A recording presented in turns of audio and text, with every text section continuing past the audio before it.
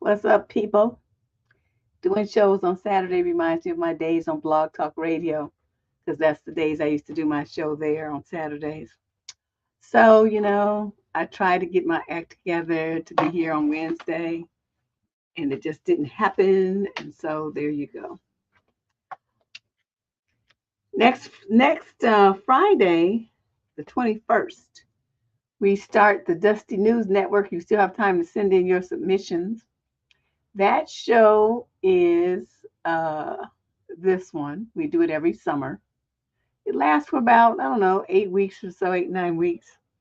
And it's just fun. It's, some of the stuff that comes in is designed for conversation, because it points out some of the manipulative tactics that are used online with young women who don't know any better than to pay attention to that stuff. But generally, it's silly. We make fun of Dusties like this.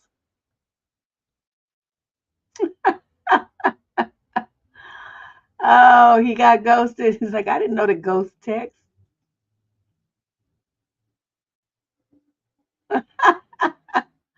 So it's, these kind of things. It's just humorous. Not too much that's serious going on. But tonight, it is serious, because we're going to be responding to questions that people submitted earlier. So if you have a question that you want to get answered, this is not that show. You got to submit your question through the normal submission channel, which is to go on the website that you see here on the bottom of the screen, debsterism.com, and you'll see a tab that says submit advice or something like that, get advice, something along those lines. You click that and you fill out the form. And then that's how you submit your question in. Candace will review it. She picks out average of 25 questions a week, and then we just move forward. Okay, so let's get started. So we got 25 questions. I'm seeing them. See, this is my cover page. I don't get to see the questions until I read them to you. So we find out about the questions at the same time. Any answers that I give are off the cuff, off the top of my head. If you live in the area where the person says that they're from, and you have additional insight, you have some information on resources or whatever that might help them, please feel free to put it into the chat stream over here on YouTube, so that if you've got a question, if you submitted a question and you know that your question is going to be responded to this week, please also look in the chat for any comments and additional information that you may find from the viewers. Okay, so let's get started. Question number 1. This is a young lady in the 22 to 27 age group. She's Caucasian from North York, Canada. Summary of issue: I can't tell my friends when I have a date anymore, because I'm embarrassed by the outcomes or lack thereof. Hey, Deb, I need to whine, and I hope you can help me deal with this. I was supposed to go on a brunch date today. It was our second date. We had some nice banter on a swipey thing. We met up for drinks, which turned into dinner. Oh, that's usually a good sign when they want to extend the date. Okay. He said he wanted to see me again, and we made plans and a reservation. I decided not to tell anyone. I didn't want to jinx it, or worse, I didn't want my friends to get excited for me or with me, only for everyone to be disappointed. Sure enough, I didn't hear from him all morning. I gave some leeway because he had been communicative, and I assumed that maybe he was sleeping in. I got ready and sent him a confirmation text before I was due to leave. Apparently, he's hungover and can't make it. He didn't think to tell me this before I initiated the call. Now I'm sitting home alone, dressed, and makeup and hair done, with no plans, and it's a Saturday night. I have a huge lump in my throat. It's not even about him, really. I'm just so sick of feeling dehumanized and constantly embarrassed by other people's treatment of me. Any words of encouragement are welcome. I'm going to say this. I'm not saying what he did was right or anything like that. I'm saying you're putting way too much on it. Okay, first of all, you meeting these clowns on the swipey thing. I don't even.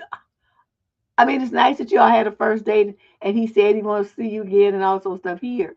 But you're ignoring my number one rule for single women. You date multiple men. You don't put all your eggs in one basket. So, it would have been, I mean, if you was like me, I would have had two Saturday night dates lined up. So if one faked, one bailed, or what he was talking about, what was that interesting, I would have dumped him and went on with the other one. Or he dumped me, I would go out with the other one. So it's like you're not doing this right. Okay, I don't want you to be upset. I want you to hear me. You are single. You don't owe him all your time. You don't owe him all your energy. Neither does he owe you. So, I mean, the fact that you didn't hear from him, that should have been your first clue. You shouldn't have wasted your time getting ready and all of that. Okay, because you didn't hear from him. That was a sign that it wasn't going to happen. Men who want to make sure that you're there because they're going to be there would have reached out to you. He didn't do that. So, see, what I'm saying is, you're missing a lot of social cues. You're not really understanding the dating practices. I mean, I don't even want to say just today, but period. What's up, everybody? Um, yeah, drink certain. I mean, that's like I said, those are good signs. But the fact that he didn't follow through with you, like later in the week after the date, to say, yeah, I picked this place here, this and that. I hope you like blank, blank, blank kind of food. I mean, there was no follow up. There was no contact. There was no furtherance of the discussion other than, yeah, let's go out on a second date. So you jumped the gun, getting dressed and doing all that stuff, and it wasn't going to happen. So you need to start dating more than one man at a time. I know a lot of you young ladies don't like to do that because you feel like, well, you feel like you're being disloyal or something. He's not your man. Okay? He's not your man. He's not your boyfriend. He's not your fiance. He's not your husband. There's nothing for you to feel like you're disloyal to some clown that you met on a swipey thing. That's where you're making your biggest mistake. So I want you to hear what I'm saying here and change your approach to dating. And then you won't have this problem again. You won't be so emotionally invested in a stranger, someone that you went out with one time. You don't, well, you did right though to not tell your friends because what's there to tell? You went out with some clown one time. Big whoop de doo.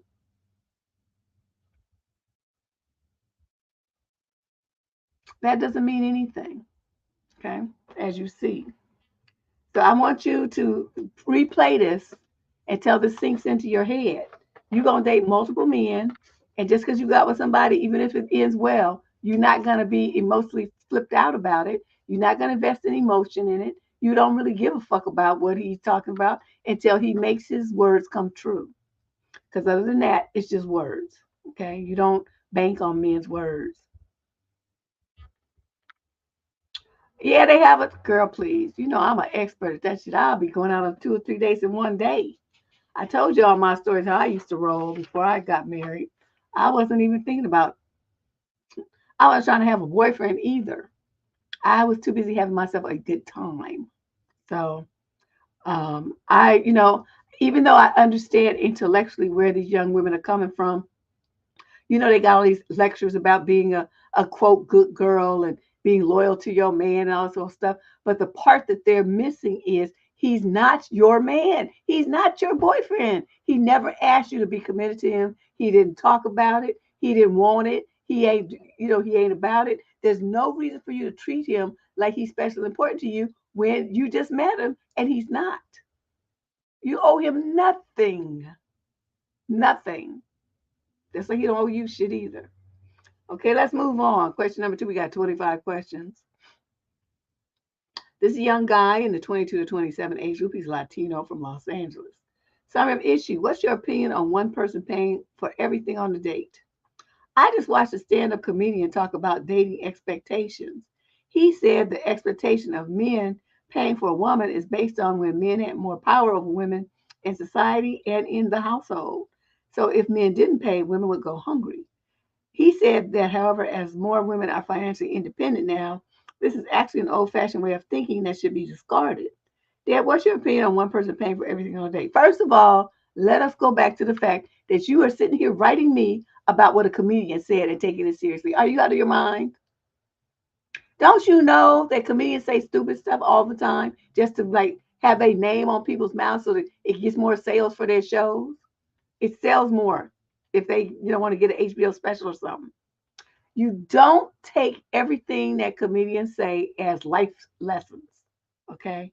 Secondly, so what women are financially independent? We still make 80, 70 to 80% on the dollar for what men make, even with the same classification. The only way that doesn't happen is if a woman is in a government job where there, like steps and scales and all this stuff, then everybody makes the same. That's the only time that happens, that where women are paid equally. Any other situation where the raises and the pay scale and stuff are arbitrary and decided by who knows what kind of scale, women are always paid less. So what this logic, what he's talking about, I would have shot that shit down from the audience. Okay, now secondly is what the real situation here is this. Women are the ones who are removed from the workforce to raise your kids, to take care of your sick mama, to take care of your sick kids, and take care of your sick ass too. Right? So she loses opportunities for advancement and progression in her career to take care of people that are connected with you. Now, what does that mean as far as I'm concerned? That if you come in the gate and you start thinking about a woman being your wife, the mother of your children, having this major play a role in your existence and your family that you have established, motherfucker, yes, you need to pay. You know why? Because you need to show her that you can be a provider. That even if she's not working and she's not part of the workforce, because she's taking time off to take care of your kids, your sick mama, or you, that things are still going to happen at the household, that y'all ain't going to end up on the street. That is the role that men would play in a situation where you are recruiting a mate. You're going to pay. I don't give a fuck what else these men say. That's going to be the way it is. Okay, now she might augment your income, but if you are a guy and you can't hold shit down by yourself, then she don't really need you, right? She don't need you because she can hold it down by herself. So all you women out here working and you're like, well, I contribute more than half and I pay most of the bills and all that stuff. You stupid. You should not be with some man that you have to do all that for, because that means he's a fucking loser. And you sitting up there supporting somebody like a fucking child. That's not how it's supposed to go. You can think about all the sacrifice that women do, the emotional labor that women put into raising a family, taking care, buying presents and birthday gifts and arranging holiday dinners and all this old shit here, anniversary parties for his family, his parents, taking his mother stuff to the doctor. All the stuff that women do, they don't even think about the investment of time and energy that you put into a relationship once you have a man in your life and he just assumes that that's supposed to be what you do. I charge for that shit. Okay? That shit don't come free. If I was on a job doing that, I'd be making $200,000 a year. Trust. So you sitting up there being maid and bottle washer and chauffeur and cook and make all this other stuff here, caretaker for his aging parents, all combined into one. How much do you think your hourly wage would be? I'm not saying he's got to pay you, but I mean that has value.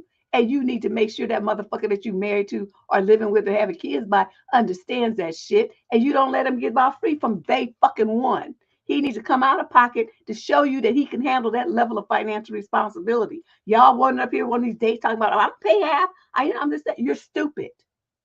You're supposed to be putting him through the ringer. If he can't bring something financially and emotionally to your life to benefit you, you have no reason to be with his ass. Okay, because you could be fine by yourself. Yeah, women get promoted less because they are, especially if you're young and still in with childbearing age, they all hold that against you. Well, you're probably gonna, have babies and this and that. Even if you have no intention of ever having kids, you might want to get married, doesn't mean you want to have kids. They still hold it against you. So just being female is a stumbling block to rising to the top. And men know that shit, but they try to act like they don't because it's to their advantage to be able to keep their money to buy rims and go golfing and shit like that instead of take care of you and the kids they have. You women who fall for this shit that you hear on these men talk about, well, women are equal and this and that. You're stupid. Stop thinking like that because I'm telling you, you're gonna be out the workforce bearing his children, having his raising his family, and then you think that you still supposed to pay half during that time? Fuck that motherfucker. You don't need to have him in your life at all. And you definitely don't need to be having any kids by him. Any man with that attitude needs to die single in a nursing home by himself, alone and dried up and crusty and just with nobody paying any attention to him. A man who understands what his responsibility is and his obligation to the woman that he has chosen to be his partner will step up. You guys, you women, I'm telling you, these chicks, they be paying half. Oh, I offered to pay it. I'm paying half. I'm doing this and that. You're stupid. You should never pay half, ever. If he can't do it on his own, then fuck him. He's a loser. Move on to the next dude.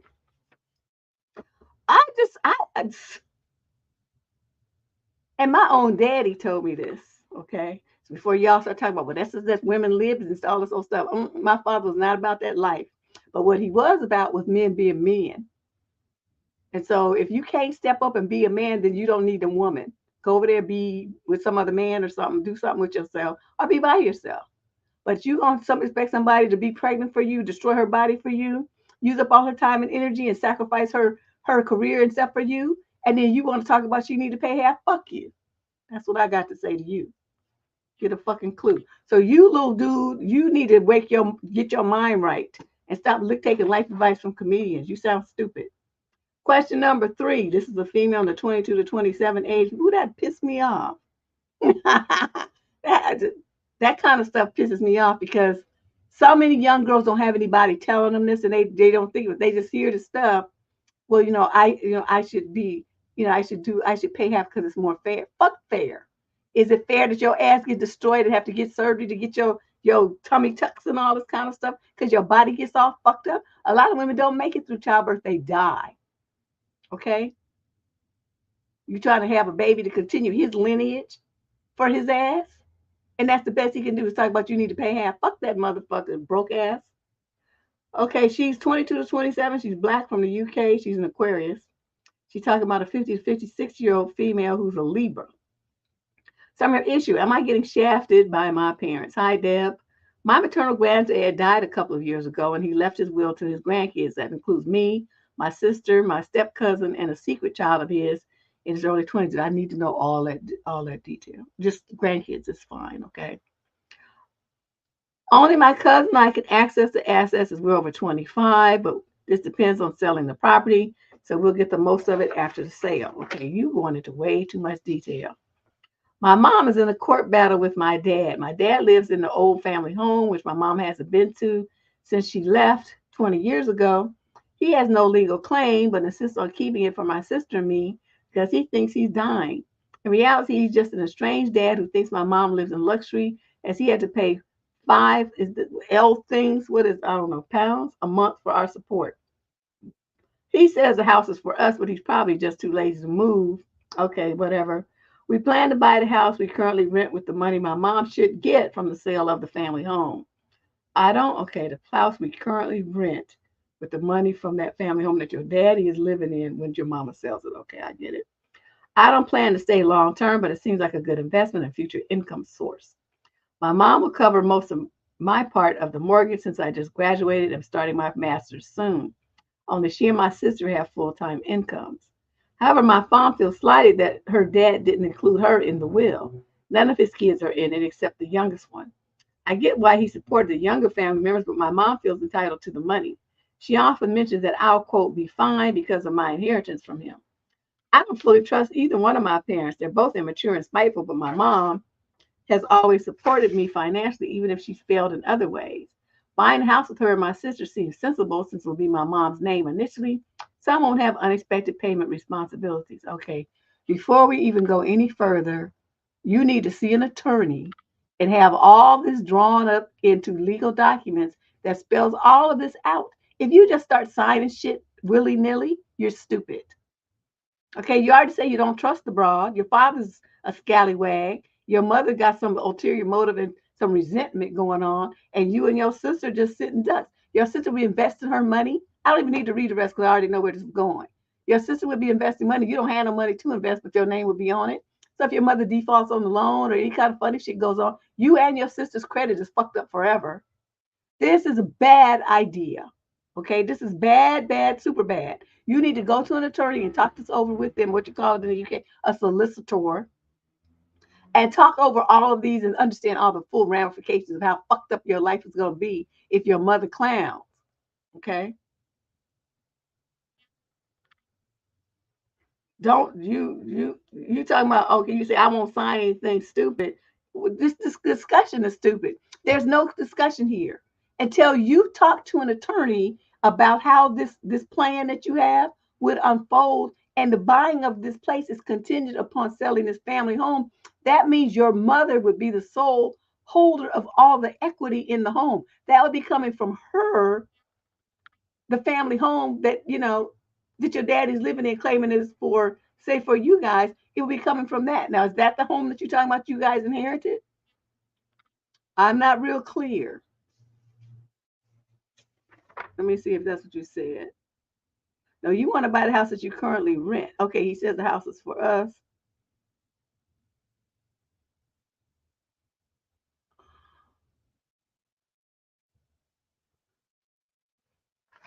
I'm trying to figure out, I just want to make sure I understand.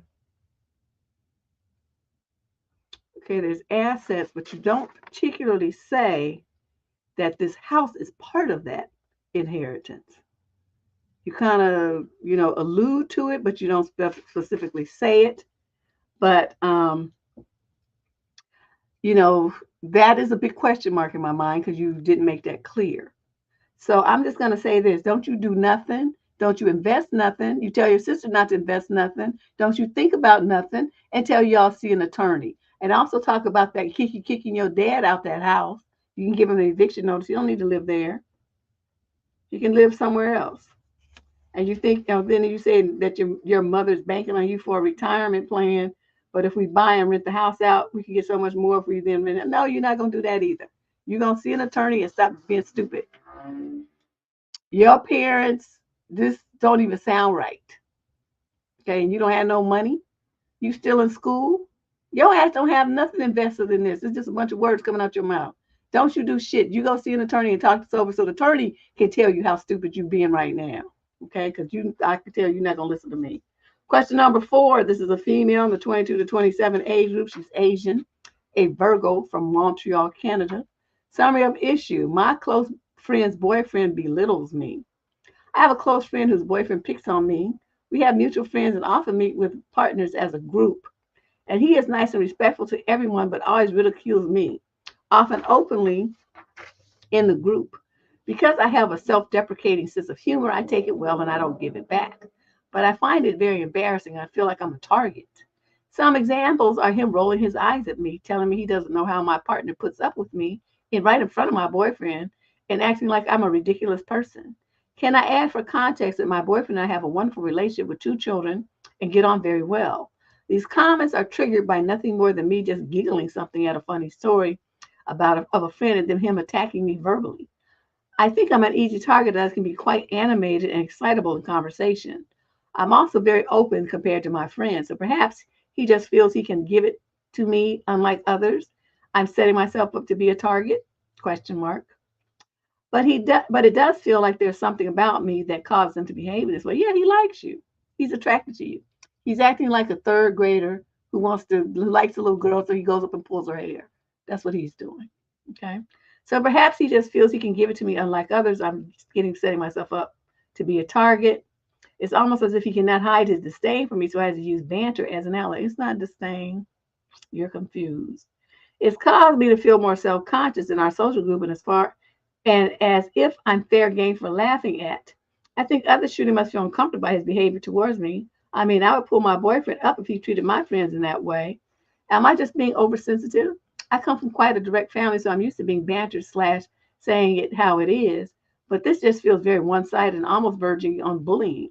It's made me resent my friends and boyfriend for allowing it and not pulling up the behavior. Yeah, I would cuss my boyfriend out because this is the kind of thing. Okay, so this is a man, and this man is talking about your woman right to your face, and you don't do shit. I would clown him right there in front of everybody. It's like, what kind of bullshit boyfriend are you?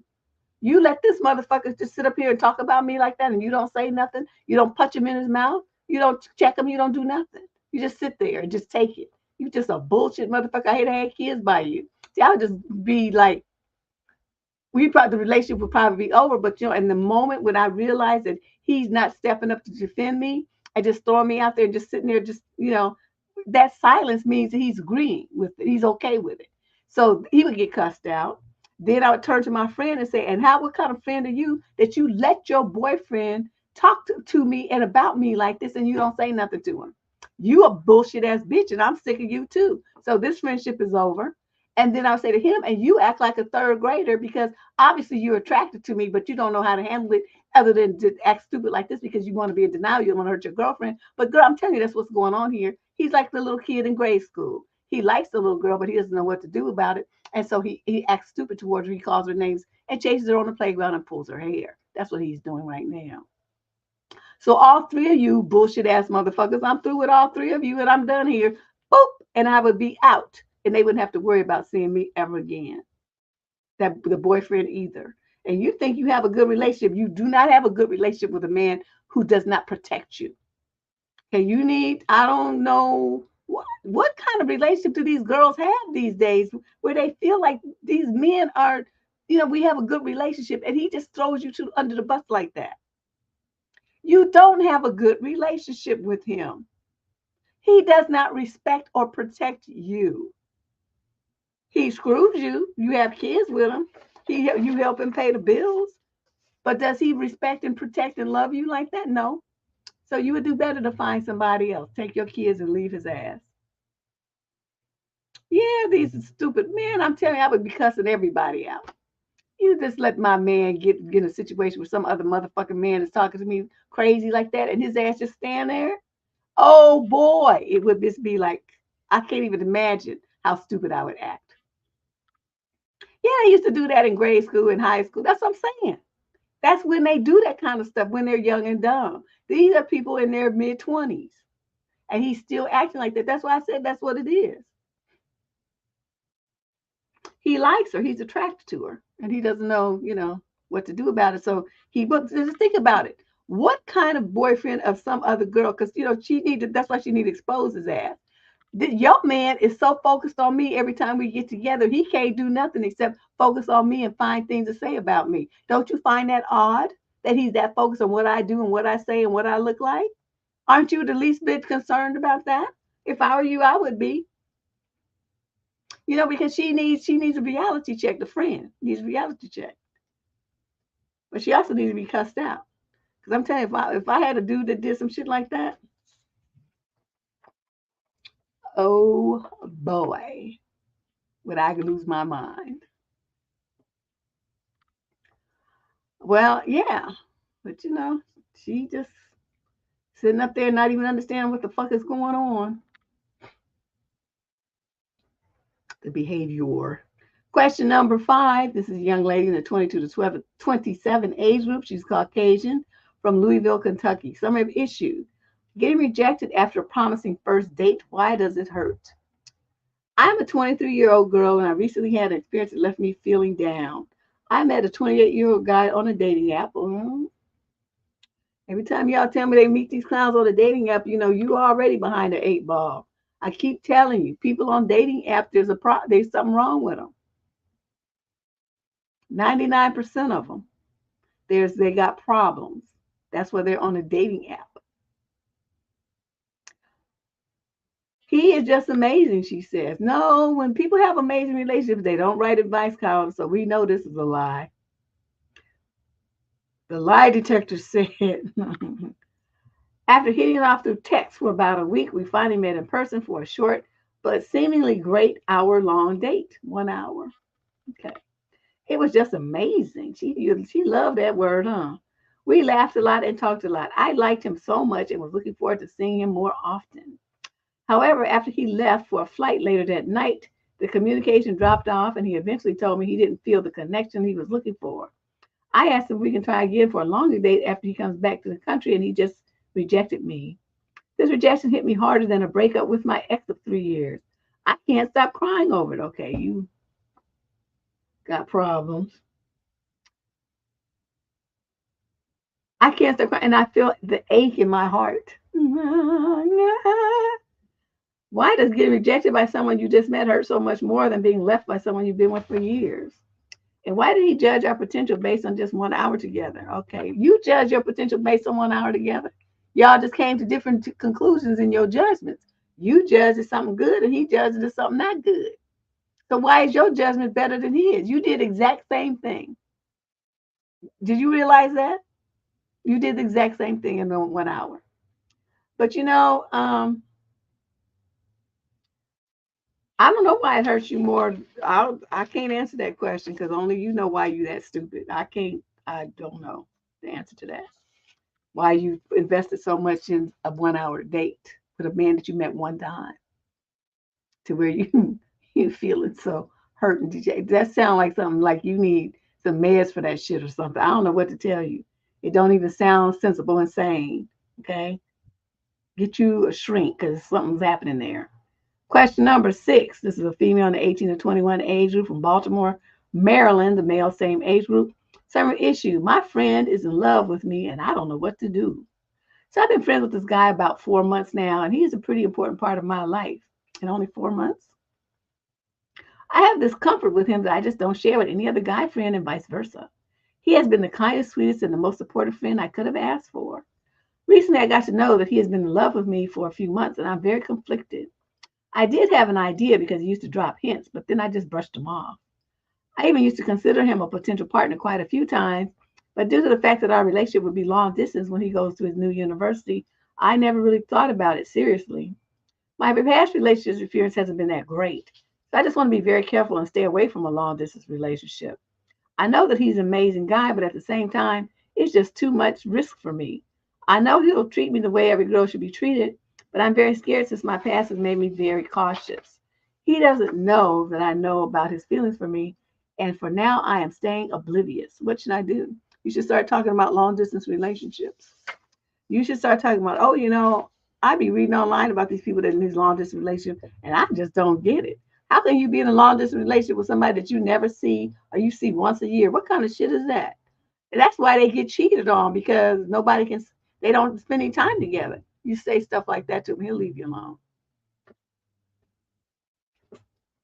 That's all you have to do.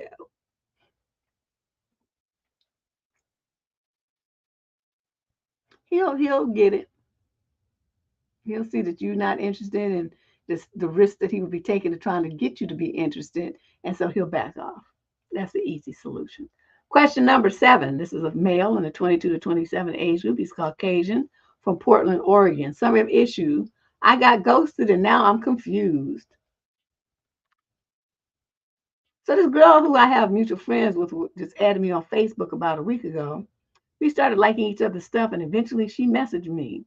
Turns out she is cousins with somebody I know. But we hit it off really well and we actually started hanging out a few times and unprompted, she would start telling me how much she really likes me and really likes hanging out with me.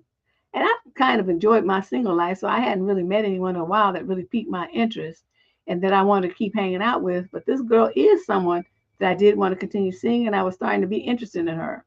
She even told me that she even told me I gave her anxiety one time because I made a joke just being silly, and she thought it meant I didn't want to hang out with her anymore, which I assured her I was joking. So it ended up being nothing. Okay, then you didn't need to tell me that then since it ended up being nothing. Anyways, things have been going well since, and we actually made plans to hang out this weekend. However, over the past couple of days, she's kind of just been ghosting me out of nowhere. I texted her a couple of times over the past few days, but I got no response. She did mention to me that she got out of a serious 4-year relationship about 4 months ago and that he was abusive in certain ways, and also that she has depression. So I was the first guy she really wanted to start hanging with multiple times since her relationship ended. I guess I'm just wondering what I should do. Should I just let it go? I don't want to push the subject, but I'm really starting to get interested in her, so I'm honestly pretty bummed out. And for some reason, I can't stop questioning myself about every little thing, trying to figure out if there's something that I'm missing.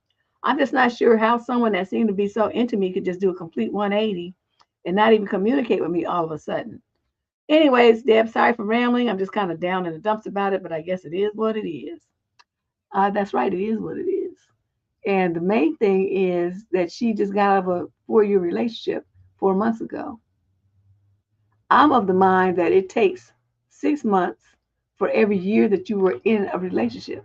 So we're talking a 2-year recovery period for her, not 4 months. So what would you be? A rebound? Something to do? I'm thinking, it sounds to me like it's only 4 months ago. She probably got back with dude. And you would think, well, she said he was abusive. That don't mean nothing. Because what you got to realize is a lot of times when women are in abusive relationships, I don't know, the new buzzword is trauma bonded. I don't even like that term. It sounds stupid to me. But what it is people get into those kind of relationships and stay into those kind of relationships because it's a familiarity. It's not a trauma bond. It's just that it's what they know. It's what they know. And people are always more comfortable with the familiar than they are with the new. The new is a risk. It's unknown. Whereas even though the past is painful, it's known. They pretty much, there's a certain comfort there in knowing how it's going to go, even if it hurts you, even if you cry. They feel it is. I know it's weird and it's psychologically twisted, but that's the human mind for you. So I'm betting, just based on the short length of time that she's been away from the guy, and the length of time that they were in the relationship, that's why you haven't heard from her. She got back with him. So they're telling you the same thing I would say, get you somebody else. And, when you in the future, when you meet a woman and she's been in an abusive relationship and she just got out of it, don't like her. And I know a lot of people are like, well, that's not fair to her. Fuck her. Okay, we're talking about him, the innocent party here. She has a lot of healing to do.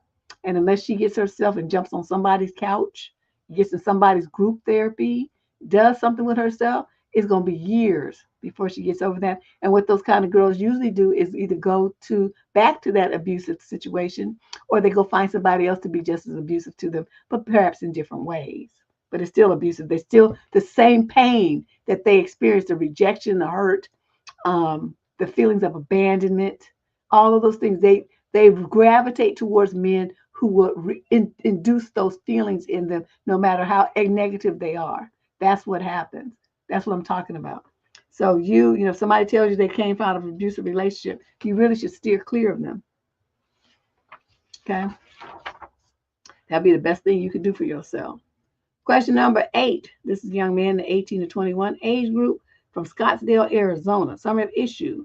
Is it weird or inappropriate to ask somebody out through social media? Absolutely. You wrote a whole bunch of stuff here, but that seemed to be the crux of the issue. Yes, man the fuck up.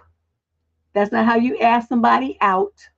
You pick up your phone. You don't text it, and you don't do it on social media.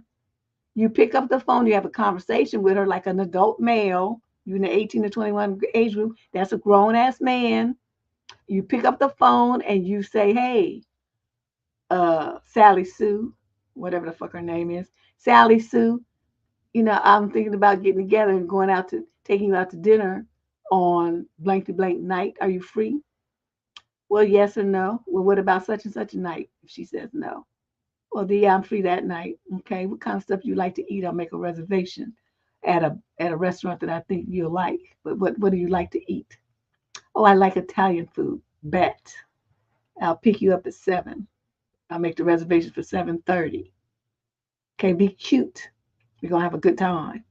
And she'll be like, okay. That's all you have to do. on the fucking phone like a man.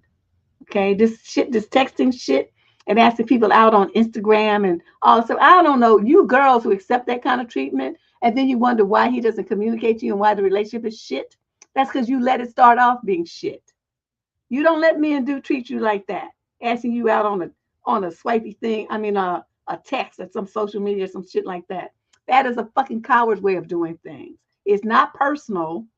It's so like uninvolved and distant and stuff. But if you accept that kind of treatment, that disrespect, that lack of involvement with you from the gate, then don't say nothing when the relationship later he does the same kind of shit. So anyway, dude, I'm not even gonna read the rest of your letter because it's irrelevant. You asked me how I feel about it. I told you, so we're gonna move on. Question number 9. This is a female in the 28 to 34 age group from Seattle, Washington. Same issue. How do I tell my husband that I don't want the art that my mother-in-law hung up to come with us when we move?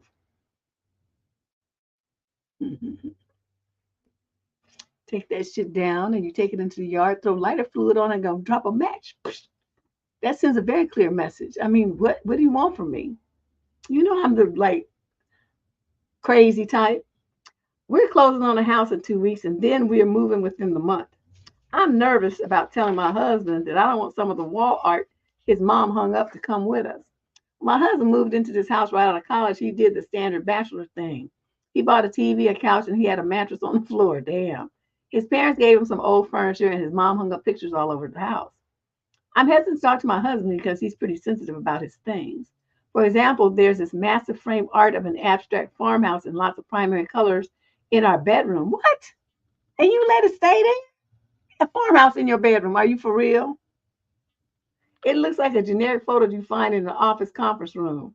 I run into it all the time as it leans off the wall on my side of the bed. Put that shit under the bed.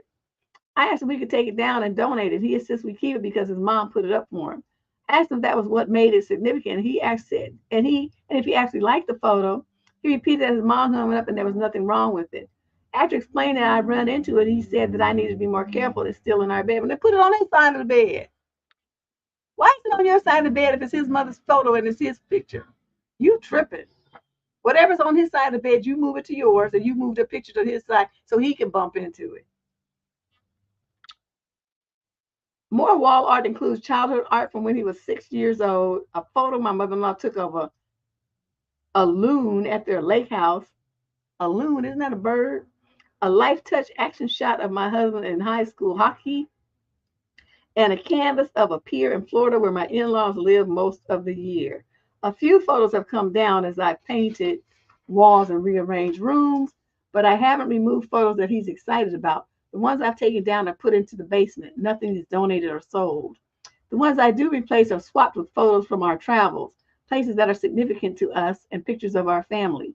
I always check with him before I make changes and show him options for what I want to put up. I don't make a change unless it's agreed. However, every time I've taken something down, he either makes a comment or doesn't look happy. Additionally, it's known fact that my mother-in-law makes me uncomfortable.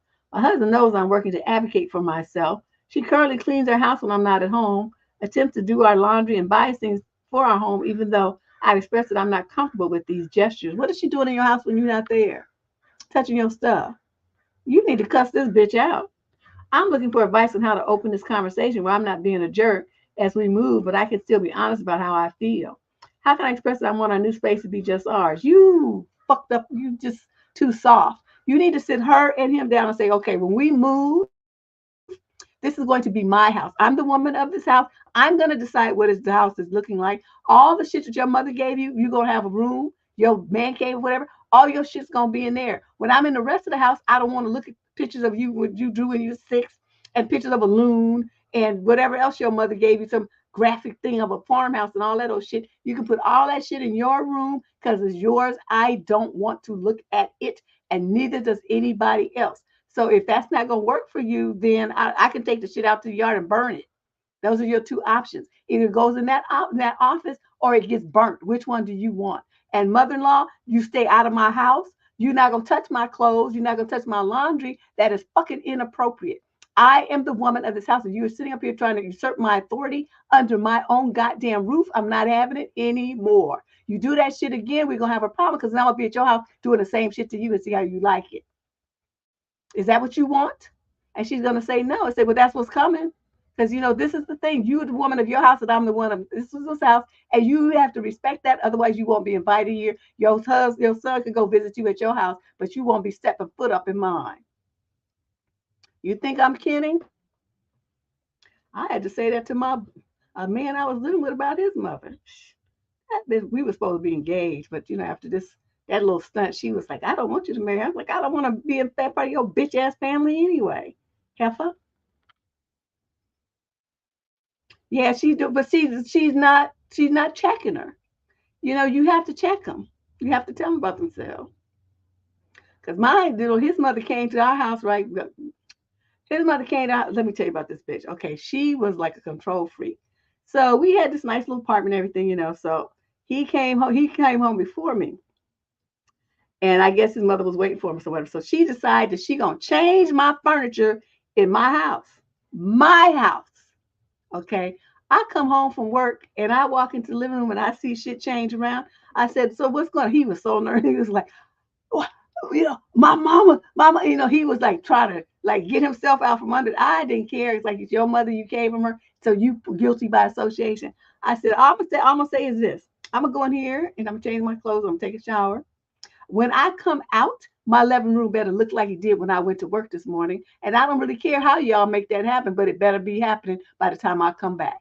And so I go and I change, I get my stuff to take my shower stuff. I can hear him in there, stuff scooting across the floor and him, "Mama," and he was yelling at her stuff. I didn't give a fuck.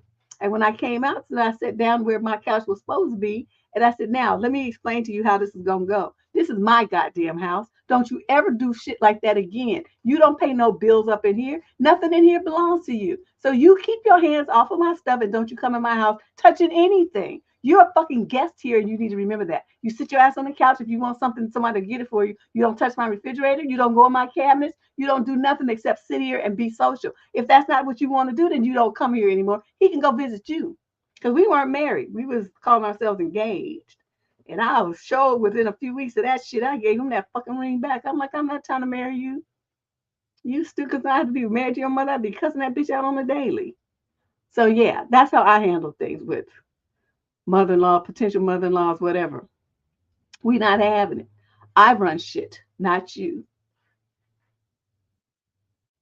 So yeah, this what you dealing with here, this would never this wouldn't happen. I would have went through the house as soon as I moved in, pulling that shit down from the wall, and he wouldn't have liked it. And I would have said, "Too fucking bad. Do you want me to be here, or do you want this art to be here? Do you only get to pick one? Which one you want? Because I'll turn around and walk back out and be just happy at my house by myself with some other man. It don't have to be you. So you decide. You let me know." And then I would have left and let him make a decision. Because one thing I'm not gonna do is have some other woman interfering in my relationship in my house. I mean, we're not gonna do that. I'm not even my own daughter let her get away with that shit. This is my shit, okay? And you don't like what's going on up under here, get the fuck out. So that's what she did.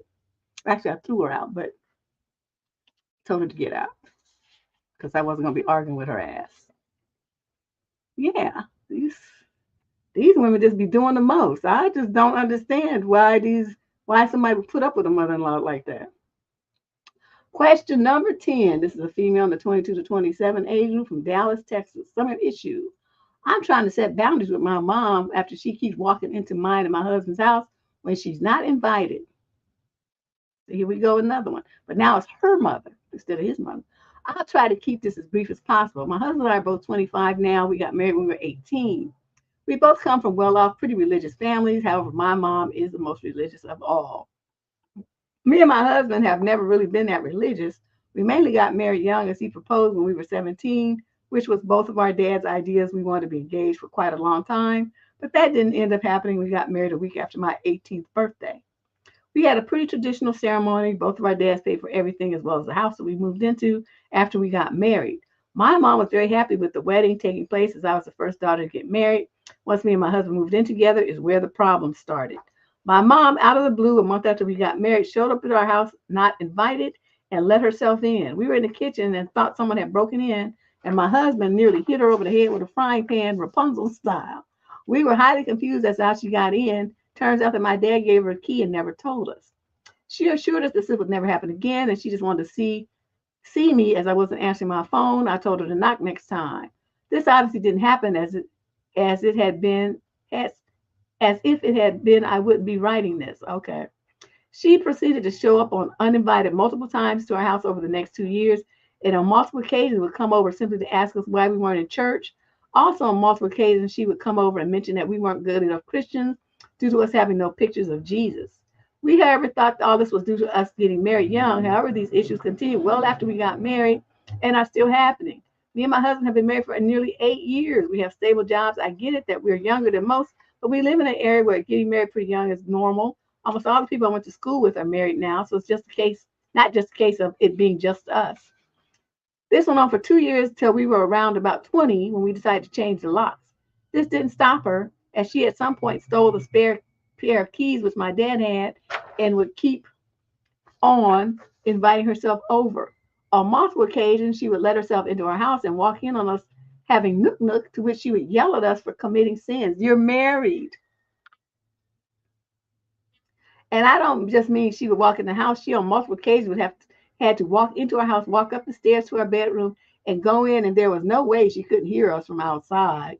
We are both sick of how she's acting. However, we have recently discovered that she does this to all of my siblings that are married. So we made a plan, and we all went over to her house and told her that she needs to back off from our lives. She doesn't see it that way, and now she has the family divided. Some believe she's right, others believe us. Now I don't know what to do because she's still showing up at my house. Me and my husband are thinking about moving, but we really don't want to as we love our house, but we might have to if she doesn't leave us alone. Sorry for any spelling, grammar, or formatting mistakes. I'm on a mobile and grammar is not my strong suit. Any advice would be greatly appreciated, but evidently Candace cleaned them up because I don't see any. I'm going to say this. Just because your dad got a key, that don't mean nothing. Get you a deadbolt, so that you can lock it from from the inside, right? Or chain something that you can lock from the inside so she can't come in. Or you can change all the locks and tell your dad you're not going to give him a key again because he's careless with the keys and your mother, the mother-in-law keeps coming into the house. Or you can sit down with the mother-in-law and say, look, this has come to the point where we feel like we need to move away to get away from you. So you have two choices. Either you're going to stop coming into our house uninvited and unannounced because we don't want you there, or we're going to move. Which one and move away like states away? Which one would you prefer? Because then you won't be able to come and visit us anytime. You'll have to make a plan, and then you will have to be invited because we will not be home, and we won't let you in. And if you really act stupid, we won't even tell you where we moved to. You'll only be able to talk to us on FaceTime. So what do you want? You make a decision right now. If you respect our privacy and you stop coming in our door, but you're going to put this second lock on there, like I said, anyway, or we're going to make plans to start to move out of state. And it would be your fault that we're gone. And see what she says. I would threaten her ass with that. Then we're going to have kids and you won't be able to see them because we'll be states and states away. That's what's going to happen. That's the life that you're going to make us have because of your insistence on violating married couples' privacy. You should be at home fucking your husband. You shouldn't be walking in on me fucking mine. Okay? That's how I would be talking to her. But I know everybody's not as crude as I am. But I sure would say that shit to her. You should be doing that at your house. Okay? Then you wouldn't have time to be so worried about what's going on with your son and his wife. Kind of walking in on us. You wish it was you? What's going on here? Why you keep walking in on us doing the wild thing? Yeah. And she knows she can hear, you can hear them because they think they're at home alone. So she walking in, opening the door because she want to see what her son is working with. That's what she is. These mothers with these sons are kind of weird. But, this is their fault because, in a certain sense, because after she did it and she had a key, you were supposed to change the locks and then to explain to the father that he doesn't get any spare keys. Nobody's going to have keys to your house. No one needs to have keys to your house. Why do you have other people have keys to your house? You guys are young and healthy. There's no reason for that. I can see if you were old and infirm and, had like disabilities or something. Yeah, then somebody should because you might have a medical emergency. But there's no reason for anybody to have keys to your house. Change all your locks and don't give anybody any keys. Make sure you don't hang keys up by the door and stuff like that where she can make an imprint of your keys or steal your keys. And then you tell her that in the future, until we invite you over, you're not going to get in. If we didn't invite you and you come and ring the bell, we're going to ignore you because we're busy fucking like married couples do. I just can't with these mother-in-laws. I don't even know what to say. Question number 11. This is a young lady in the 22 to 27 age group. She's Caucasian from Kansas City, Missouri. Current issue. I need advice on a short-term relationship with a boyfriend who seems to take his anger out on me, but would love my being when he's not in an angry state. Okay, so you have all this understanding about it and you still want advice. This sounds very clear to me. My boyfriend and I have been together for about 5 months. He's generally sweet. He makes me feel beautiful. He showers me with affection and tells me he loves me every day. But sometimes we have arguments and he turns into a completely different person. He insults me, he yells, he mocks me, and will laugh in my face if I say something, quote, appalling or, quote, unbelievable. I've asked him multiple times to not mock me, laugh at me, or yell at me. And there have been times where I've started yelling too, but we usually tell each other a certain set of words or give each other some sort of gesture that we're surrendering. He doesn't abide by this anymore. When he gets upset, he lets everyone around us know that he's upset. He has yelled and humiliated me in public on 2 separate occasions, and my neighbors have checked in on me to make sure I'm okay after they heard yelling. A lot of the time after he gets like this, all I can think of is, fuck this, I don't deserve to be yelled at. And I bring up the thought of breaking up. He gets more upset, and once he realizes I'm serious, he turns apologetic and showers me with kindness, affection, and everything else I love him for. Today we had a really bad fight. I brought up the fact that he may have, inside of me last night, and I have been thinking about it all day. You didn't jump up and get that morning after pill thing? You don't have some of those in your drawer for such situations?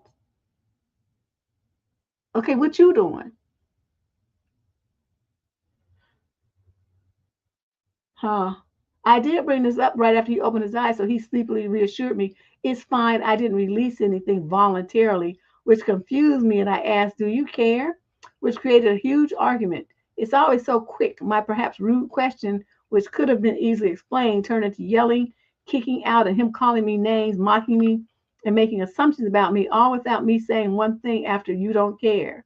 Once he finally leaves after kicking him out, he blows up my phone telling me that he tried and that I'm unreasonable. I tell him he's mean and hurt me. He explains he talks to me that way because I kick him out. I'm really confused how to go about fixing things with him or trying to get him to understand where I'm coming from. I was extremely uncomfortable and sick with the thought that I could be pregnant, and I just wanted maybe some useless reassurance. Could I have maybe worded my question differently? Am I giving him a good reason to be upset and yell at me? I've never been in this sort of relationship before. I'm very confused how to make it work with him, but I want to try. He means so much. Well, you need to mean more to yourself. You don't let some man mean more to you than you mean to yourself. And somebody who's doing this and trying to baby trap you, he's going to fuck up your life. He wants to keep you saddled down with some kid. That's why he did that. So let's see, you say, do you care? No, obviously he didn't care. Yeah, I mean, I don't understand what she want to fix it for. What is it that you think you're going to get out of the situation with somebody who yells at you and belittles you in public and calls you names? You should have been dumped this clown. Been dumped him. See, with me, you get one time. Once. And when that one time is used, I'm out. You don't get a second chance. So you've been dealing with this multiple times. So see, now it's become like a normal part of your relationship for him to belittle and abuse you and yell and scream at you and call you names. So, it's kind of odd, like why you want to be acting a fool about it now, all after the fact, late, months and months later. You've already accepted the behavior. I don't really know what to tell you. It's like, you trying to talk about you having a boundary, but you don't really have one because your emphasis and your focus is not on dealing with you in a way to protect yourself and treating yourself well and not allowing yourself to be treated this way. Your focus is on fixing this. How do you think that you can fix a grown man? How do you think that you can make a man change? Newsflash, you can't. He is what he is. This is it. What you see is what you get. This is the relationship that you have. It's the clown that you're dating. Ooh, Lord.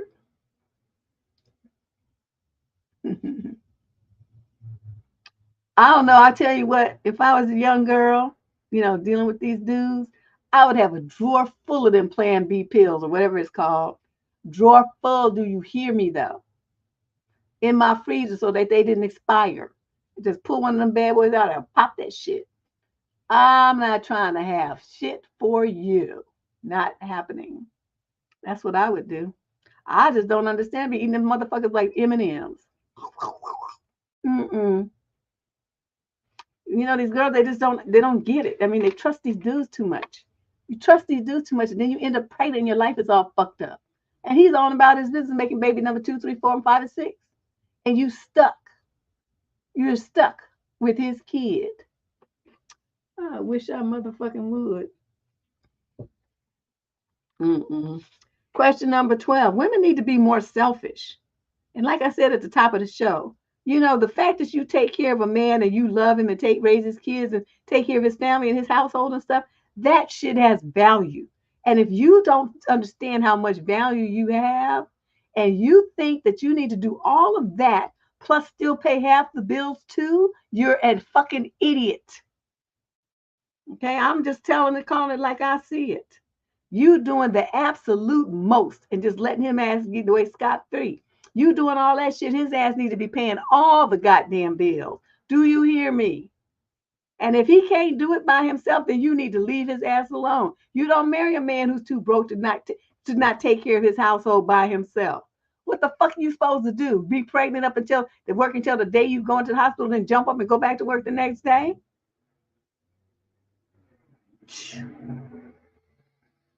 I tell you, my dude, I had 6 months off. He wanted me to take a year, but you know what? After 6 months, I couldn't take it anymore. So I went back to work. So, but we had everything set up for me to be off for the whole first year. He held the whole household down by himself. I didn't have to do shit except cook and, take care of the baby. That was our agreement. That was the man that I set up with. Okay. He had the shit together.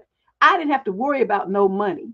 And that's the way it should be. I could concentrate on my child and my healing, get my body back together and stuff. Going to the gym, going for walks and stuff to get my figure back, all this kind of stuff like that. Cooking nutritious meals. Everything, house was clean. I mean, it was nice. It was peaceful. But I couldn't take it. I was like bored out of my mind. I needed like some adult stimulation. So after 6 months, I said, I can't do this no more. I need to go back to work. He was like, what? But we said a year. I said, yeah, I know, but I can't. I feel like I'm losing my mind. I got to get out of here. So I went back to work. I know, girl. Mo, Mo. I just don't understand these women. Then they be all burnt out and looking a hot mess, all wrinkles and shit all on their face, hair falling out and stuff. They can't lose weight. They look a hot mess, stressed out all the time. They can't sleep and all stuff. And then they're talking about, well, I'm doing it. I feel like I'm doing it all. You are because you dumb. You don't let the man treat you like that. And I'm telling you, if you were a dude and he can't hold it down financially, then you don't have no kids by his ass because he's too broke. He can't afford a family. Shit, you know how much daycare is? And then he can't afford it, then he don't need no kids. That's just the way it is. Question number 12. This is a female in the 22 to 27 age group from Sunnyvale, California. Summary of issue. Coworker flirting, ? But he is married. For context, I'm 24 and the coworker I'm writing about is in his mid to late 40s.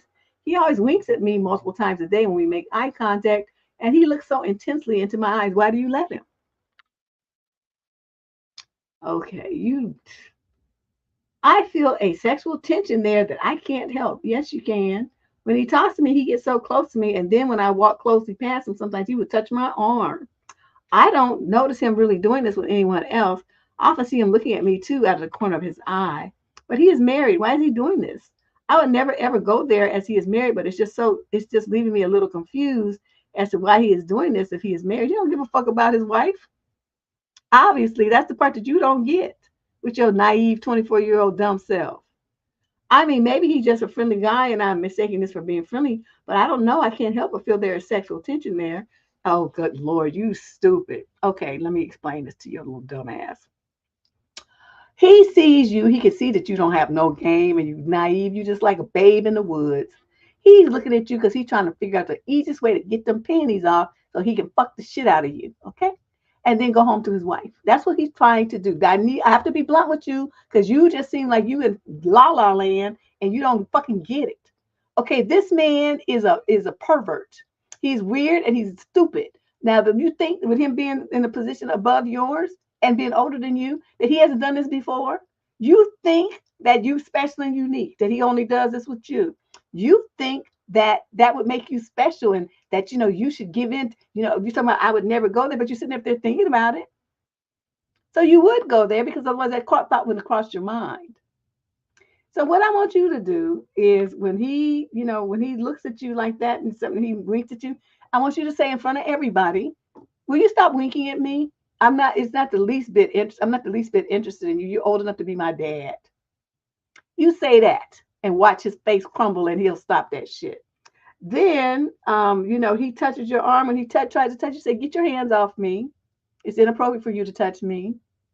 We stay professional. That's what you say to him like that. And if he does anything that borders on him saying anything or something, is that something that you would like me to tell your wife about? Do you think that would go over well? And he'll look stunned, and then he'll leave you alone because then he'll know that you ain't the one, right? He would have paid you as naive and silly as you are. But I'm here trying to coach you on what to say to men in situations like this. You're only 24. This is going to happen repeatedly throughout your career in corporate America. Okay, you need to know how to handle dudes like this and shut this shit down. It's going to make it really hard for you to get promotions because people, especially their wives, are going to run interference. Other women are going to feel threatened by you in the office. You're going to get a reputation as being a little slut and whore. So you don't want that. You want to publicly shut his shit down and embarrass him. And to tell him, you're old enough to be my dad. I'm not really interested in you at all, which is probably true. You say he's in his late 40s, right? So to say your dad had you when he was 22, 24, they'll make him 24 and 24, 48, and he's in his late 40s. He's old enough to be your father, right? So you're going to say that to him. Say, I'm not the least bit interested in you. Not only are you married, but you're old enough to be my father. Please stop this. And he's going to sashay over to your desk. That's what you have to say. When you're dealing with men who are old like that, always bring up their age. Always tell them that they're old and that you're not interested in some old ass man. That will shut them down. It stomps their ego into the ground, put underground, and then they'll leave you alone because they'll be so humiliated. Thinking, why was I trying to talk to some girl who's half my age? What would she see in me, especially when I'm married? And you working some little raggedy job. It's like you ain't balling like that where you like the owner of the company or nothing. So there's no reason for anybody to be interested in you. Like, I could make young girls be interested in some dude. He's like got multi-millions. He owns the .com or some kind of tech company or something. Dude's got shareholders and he's CEO and CFO or some high level thing up there. And he's balling to the tune of millions. Well, he might get some attention. But you just a regular standard employee trying to creep on your wife, you slimy dog. You ain't worth shit. And you need to let him know that. And I want you to pay attention to what I'm saying because this is important for you for the rest of your career. You must have very clear boundaries and professionalism, especially while you're young. If you do not adhere to what I'm telling you, you're going to fuck yourself up in your career and get a horrible reputation and people won't want to hire you. You won't be eligible for promotions. People think you don't know how to conduct yourself. You don't have any kind of morals and boundaries. You've got to listen to me. This is critical.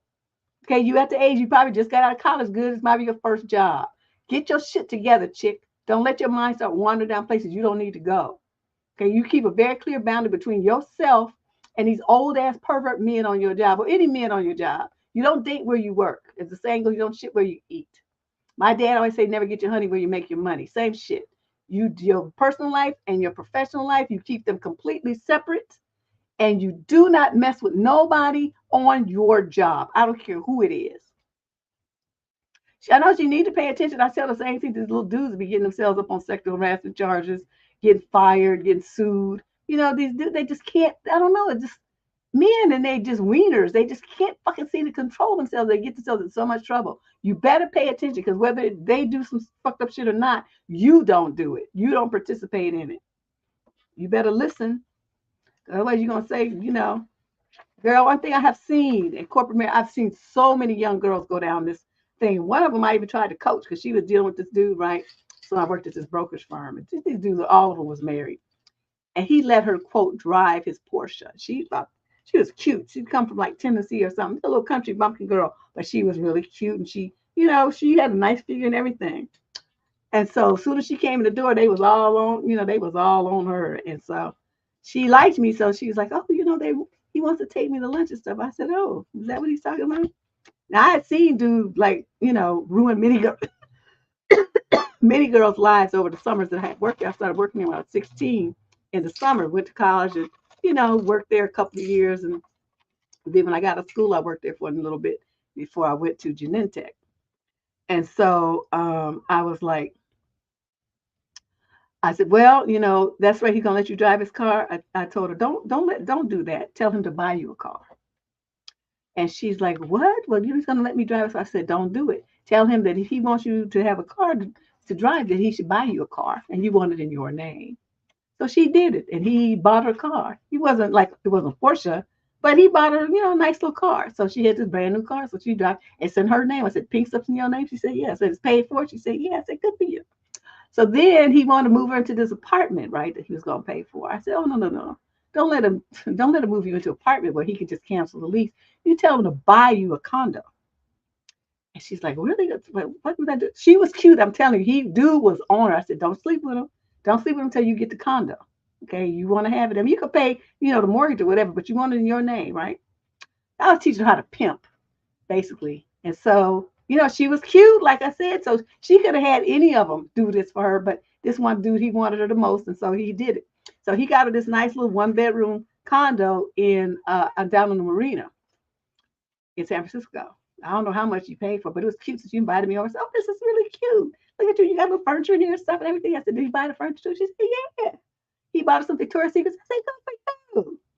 And so, you know, I said, did they give you a credit card? She said, well, not yet. I said, tell me you need a credit card because you need to, you know, buy stuff for your apartment and stuff, clothes, so you can look decent at work and stuff like that. So he gives her a credit card. So I'm just telling her, she was about 22.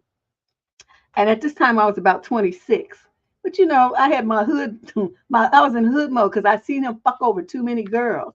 And I wanted him to get fucked over this time. And so she did, and she got everything out of him, and then she left his ass. And when shit he could do about it, because she had all that stuff in her name, and I applauded her. It's like, good job. That's how you play motherfuckers that try to play you. Yes, child, but she was really cute. Like if I was a dude, I probably would have went for her, but she, you know, she was white. I'm not really into all that, but she, you know, the dudes were going crazy because she had, you know, like the Marilyn Monroe type of figure, and she had blonde hair and big blue eyes and everything. And she was really cute for 20, you know, at 22, but she was dumb and country. And so they thought that they could game on her, but they didn't know that she had me in her ear. And she got so much shit out that motherfucker, he didn't know what to do. When she left him, he was so mad, and I was like, I was so proud of her because she did everything I told her to do exactly the way I told her to do it. And I would be like, yes, good job. So yeah, that's what you need to learn how to do, girlfriend. Okay? If a man's not gonna help you come up, he's just trying to use you. Fuck that motherfucker. Oh yeah, they did that too. They did. But you know, they got it. I mean, they paid for it. They paid for them to get their Series 7 certificates. As soon as they got them, you know, they slept with them a little bit and stuff, and they got them Series 7 license. Them booped up out of there.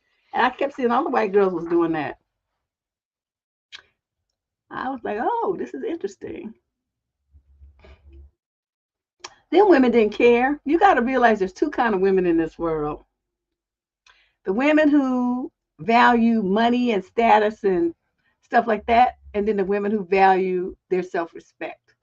I'm the self-respect kind. You gonna respect me. I don't give a fuck about anything else. But these kind of women that I'm talking about, they want to live in Russian Hill and have the big house and, you know, the state in Martha's Vineyard and drive these fancy cars and have millions in the bank and stuff. And these dudes was making big bank. They wanted that status and that prestige more than they cared about if he was cheating or not. So they didn't really care about that. That's what I found. There's two kinds of women. They wasn't gonna empty the bank account. They had kids in private schools and in colleges and stuff like that. They want him to keep paying. So, some women are really concerned about that cheating stuff, and the others don't really give a fuck. They just go out and buy a new diamond or something. I don't know what they be doing, but they don't care. They're not worried about it. Okay, let's move on to question number 13. She's in the 18 to 21 grade age group from Fresno, California. Summary issue. My boyfriend wants to wait a year or two of long distance before marrying me and is holding up my career path, and he only comes home for 10 days, and I don't know how to discuss it. Okay, that's a lot. He's my first real love. He's 20, I'm 19. Wait, are you talking about marriage at 19? Have you not lost your mind? I've had casual flings and exes who never given me the amount of attention and love that he has. We've made serious plans about marriage and seeing a potential future with each other. He's about to graduate as a full-time active duty Marine. That means we have been apart for 2 going on 3 months with no contact other than 2 letters. He has written me more than he's written his parents or anything else, so you think. And he has been very successful during boot camp, winning drill competitions from, okay, who nobody cares. We met at the same recruiting center before I told him I decided I was going to the Army, which was okay with him. We quickly realized that we would never get stationed together if I was full-time active duty. We both agreed we'd follow each other wherever we went. We made retirement plans and all. However, he says he wanted to wait a year or two before marrying me to, quote, see if it lasts. We have great chemistry. He's already seen my best and worst. He's seen that I'm a self-sufficient provider of myself. I pay my own bills. I work full time. He's very proud of me. I know I want to be with him forever, but I feel that he needs to decide whether he's going to marry me or not when he gets home so that I can know whether or not to enlist in the reserves or full-time active duty and not put all my future eggs in a basket for someone that's unsure. The only reason I would go to the reserves is so that I could live wherever he's stationed. We would get free housing if we are married, and I'd be able to work part-time while also attending to our home comfort, cooking, cleaning, etc. Otherwise, I'd be active full-time duty so that I could get my own housing and other benefits situated without having to accommodate being in the same place as a partner. When he gets home, he will only be here for 10 days. I want to enjoy my time with him and love him as I always have, but I'm fearful of displaying affection and intimacy to someone who isn't going to be around for as long as our relationship may come to an end. How to prepare for this or handle this situation? Is it really as simple as having a conversation and ripping the bandage off? How long do I wait to have this conversation? And how should I go about bringing it up, tone and all? I want to marry him. I don't want to go years of dating and searching when I have found my person. If he rejects me, should I just enjoy our final moments before parting ways forever? Or do I just cut it off right away? I love him. Oh my God, I'm fucking dizzy. I don't know what the fuck you talking about. You went around in circles. Okay, so he's about to be a Marine. That means he's going to be going wherever Marines go. And you think that you're going to chase around after this man and that you guys get married so you can chase around after this man and be in the reserves. That's what you're doing. I'm going to tell you this. You are in long distance so far because you've only had 2 letters with him. You've been apart for 2 going on 3 months, but you don't say how long you were together before he left to go to boot camp. You left that part out. I'm going to say this, though. No woman at 19 should change her life or bank her potential or make her life plans based on a man that she is not engaged to and or just about married to. You are doing the absolute most. He's already told you he doesn't want to do anything like that. He just wants to wait for a year or 2 and be in a long distance relationship.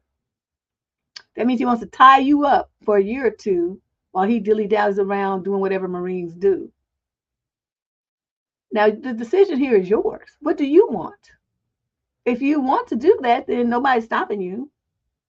But if you don't want to do that, then you go forward with the plans that you have made for your life and you just tell him, fuck you. See you when I see you.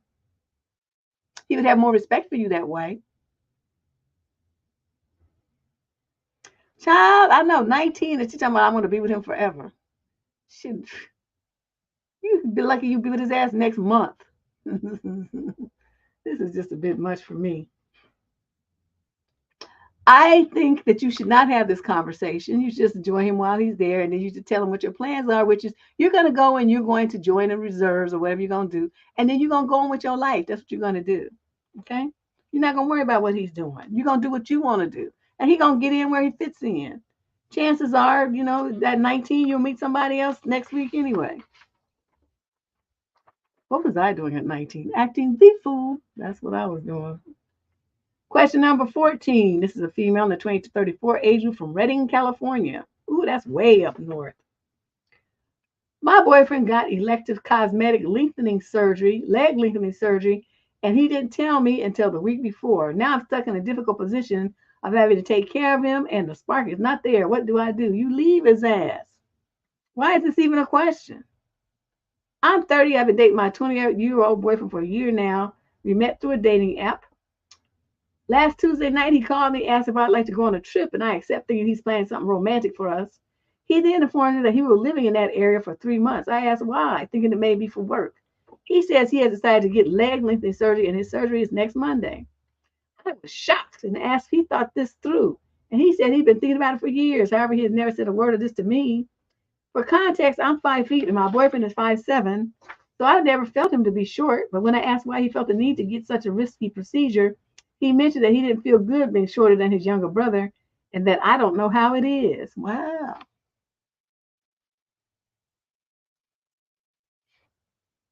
The cosmetic leg lengthening surgery is a several-hour procedure where they break your femurs and place rods and screws that essentially extend the legs and increases your height. Oh, my legs hurt just hearing about it.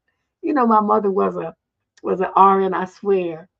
Every disease that she came home and talked about, I caught it. I can't stand to hear about stuff like this. Okay, so now my legs are hurting. My legs are hurting. Oh. Okay. He also decided to get the two-part surgery where you also get the tibias and the lower legs broken after a year of healing the upper legs, and that surgery will add a few additional inches. Overall, he expects to be around 5'11" after both surgeries. Recovery will take 2 to 3 years. I asked him if he did his research into this, and he said that a world-class surgeon performs these surgeries, and therefore he will be staying there while they monitor his recovery. Additionally, since this is an elective cosmetic procedure, insurance does not cover any of it. It turns out, including the $10,000 initial consultation, the total cost will be around $300,000. Deb, I'm fine with however he decided to spend his money because it's his. However, it hurt me, and I was shocked that he never decided to discuss any of this with me since it's such a big decision. What if he made this kind of decision in the future himself when we got married? Okay, so she's going on and on. So every time she takes the train to see him, it's been a month now since the surgery. I've been his only source of support. He didn't tell his parents or his family. When I'm there, I'm basically his caretaker, doing his laundry, bringing him necessities. He gets upset when she leaves, and she says that they haven't really do any extra activities like a couple would do, if you know what I mean, because he's bedbound, and I don't like how I really don't have a say in this happening. When I asked my family, they encouraged me to stay with him, saying that the surgery is a great idea and he'll be taller and that'll be great. I feel like I'll be an asshole if I leave him, because if I'll leave him stranded with no caretaker. I do feel like he loves me. He has bought me cute stuffed animals that I love. Wait a minute. He buys you stuffed animals and you take a train every weekend to take care of his monkey ass. You, girl, no. He needs to get his lower legs operated on next year, and there are talks about him possibly getting his arms lengthened because his proportions may look off after this. Yeah, because he have long legs and them T-Rex looking arms. That is gonna be fucked up. This letter is crazy. I'm on the fence. I can see us getting married in the future, but I'm not sure how I feel about the more surgeries to come. I feel like I just been thrown in this situation. I'm confused. Just so you know, he paid for the surgery all up front. He has the funds and a career available to pay and not be in debt for the rest of his life. It was a surprise to me, as I did not know he had this kind of income and savings. What would you do if you were me? I would have been deuced out. First of all, he got that kind of money. He can hire a nurse. Okay. So don't feel like you have to be going back and forth from Reading to wherever the hell he is to take care of him on the train. Okay. I would be his ex-girlfriend. It's just like you didn't talk to me about the time and investment and the sacrifice I'd have to make because you want to be taller. I'm not going to talk to you about the fact that I'm a deuce the fuck out of this shit here. Yeah, both of them are nuts. Can you believe? Every week every week somebody is off their rocker. I don't even know what to say. Yeah, because as soon as he told me he was going to get his legs broken so he could be taller than his little brother, I was like, you know what? I thought you had good sense, but I could see I was wrong. I was delirious. I was drunk. I was high. I was crazy. Something happened. I'm out. Boop. And I'll be gone. Can you imagine? And then he going to get his arms broken. Neck. This dude, I don't even know what to say. So he going to be spending like, in total, like $750,000 so he could be 7, 8, 9, 10, 4 inches taller.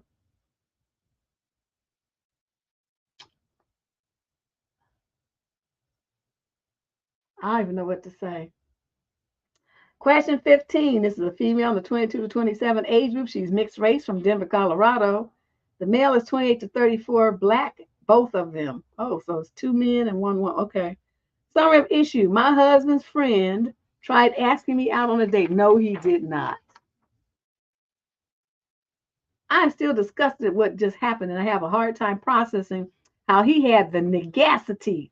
She said audacity, but I have to change my word. The negacity to do that. My husband's so-called good friend texted me on my messenger yesterday, asking me to go on a date to the movies and then to go eat outside at a restaurant, just the two of us. That my husband does not need to know. This was my reply back, quote, "You're joking, right? Are you fucking out of your mind?" End quote. He then kept telling me to calm down. Then he started going off on how my husband can't give me kids. What's the point of staying, etc. Wow. I was horrified at what I was reading. He was supposed to be one of my husband's trusted friends, his bestie from college. He knows why he can't even father a child, and yet he was using that against him on the message. Over the last couple of weeks during reunions, he was acting a bit friendlier than usual, but I didn't think anything other than he was just being cordial. Then it started getting weird whenever he would suddenly appear online whenever I was online. Now this message, I feel disgusted. Deb, I've already shown my husband and he proceeded to unfriending and blocking him. What type of friend does that? This guy was upset afterwards and thinks I've ruined his friendship with my husband. No, he did that himself. He was upset after I showed my husband the messages too. Did I handle this correctly? Absolutely, because see, this is my thing. They such good buddies. This could have been a setup between. You probably don't want to believe that, and it might not be true. But I'm just telling you where my mind went, is that this is some shit they was in cahoots about to test you, to see what kind of freak shit they could get going on. That's what I think. Now, I could be wrong, but I don't know. That just came to me since they such good friends and from college and shit. You know what I mean? That's where I would go with it if I were you. But as you know, you handle it well, no matter if that's the case or not. You handle it perfectly by showing him the thing, being disgusted, and the text that you sent to the friend, it shuts it all down. So they know without a doubt that you ain't about that life. So good job. You did a good job. But what I want you to think about is, okay, so this your husband's good friend from college. So obviously you guys run in a social circle. How are you going to handle that at future events? You need to put some thought into that. How are you and your husband going to handle seeing him out in public at events now that your husband has unfriended and blocked him? You all need to sit down and talk about that and come to some kind of agreement. Because you don't want to be caught off guard. You don't want to go into a situation where you don't have a plan. Okay, so y'all make a plan, make a backup plan, and make a backup for the backup. And then when you go out in public, you guys will, you just roll into your plans automatically. You'll both be on the same page, communicating the same message to him as well as anyone else that tries to get into the mix. So you guys think about that, because that's what's next on the agenda. Okay. Question number 16. This is a female in the 22 to 27 age group. She's black from Georgia. Summary of issue. I feel uneasy about my boyfriend's bad financial habits. What should I do? I don't deal with men who fuck up money. So this is kind of this ain't even a question in my mind. So my boyfriend and I have been together for almost 4 years. I'm 27, he's 26. We met in high school, but we didn't date until we became adults. At the end of 2020, I moved in with him to a different state, and we only spent about 2 years in that state because we ended up getting evicted due to poor financial habits. Wow. We ended up moving back to our hometown, and things haven't changed for the most part. During the relationship, I also noticed that he's really good with money. He doesn't prioritize bills and is really not a good saver. We moved back to our hometown. He ended up getting a luxury car. He wasn't in a good financial situation to do that. I tried telling him maybe a car cheaper that would be better, but he didn't listen. His car note was about $800 a month. And long story short, the car ended up getting repoed after a couple of months later. Dang, he didn't even keep it, so he probably didn't make but one payment, if that. Because they give you a month right before you have to make a payment. Then they start doing the repossession work to collect the car. So yeah, he probably didn't make any payments. He would much rather do little side hustles than to get an actual job. By the way, we live with his family now. The whole purpose of moving back to our hometown was to save as much money as we can so we can leave and build our life together.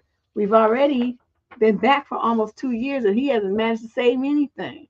On the other hand, I had saved about $7,000 at my job and he convinced me to give him some of my money so he could invest it. I did it because at the time I had faith in him. Oh, you stupid.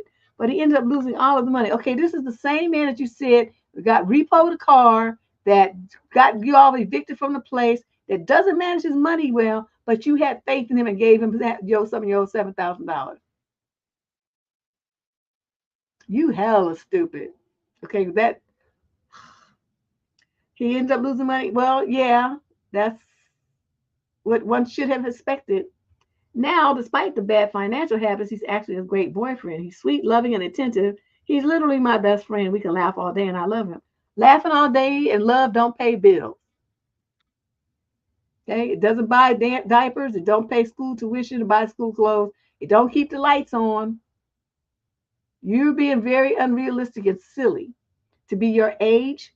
You're on a downstroke to 30, and you still talking about love and laughter. Ooh, good Lord. He always tells me he wants to have a child with me, but I'm not really interested because he doesn't make me feel secure financially. I'm just hoping that part of him will change. I heard people saying that the 80-20 rule in a relationship being if you're with someone that meets 80% of your needs and the other 20% they aren't, but I don't know if it's something I can just ignore. Another part of me feels like if I do break up with him, will I find that bond with someone else? What if the grass isn't greener on the other side? What should I do? You should wake the fuck up and grow up.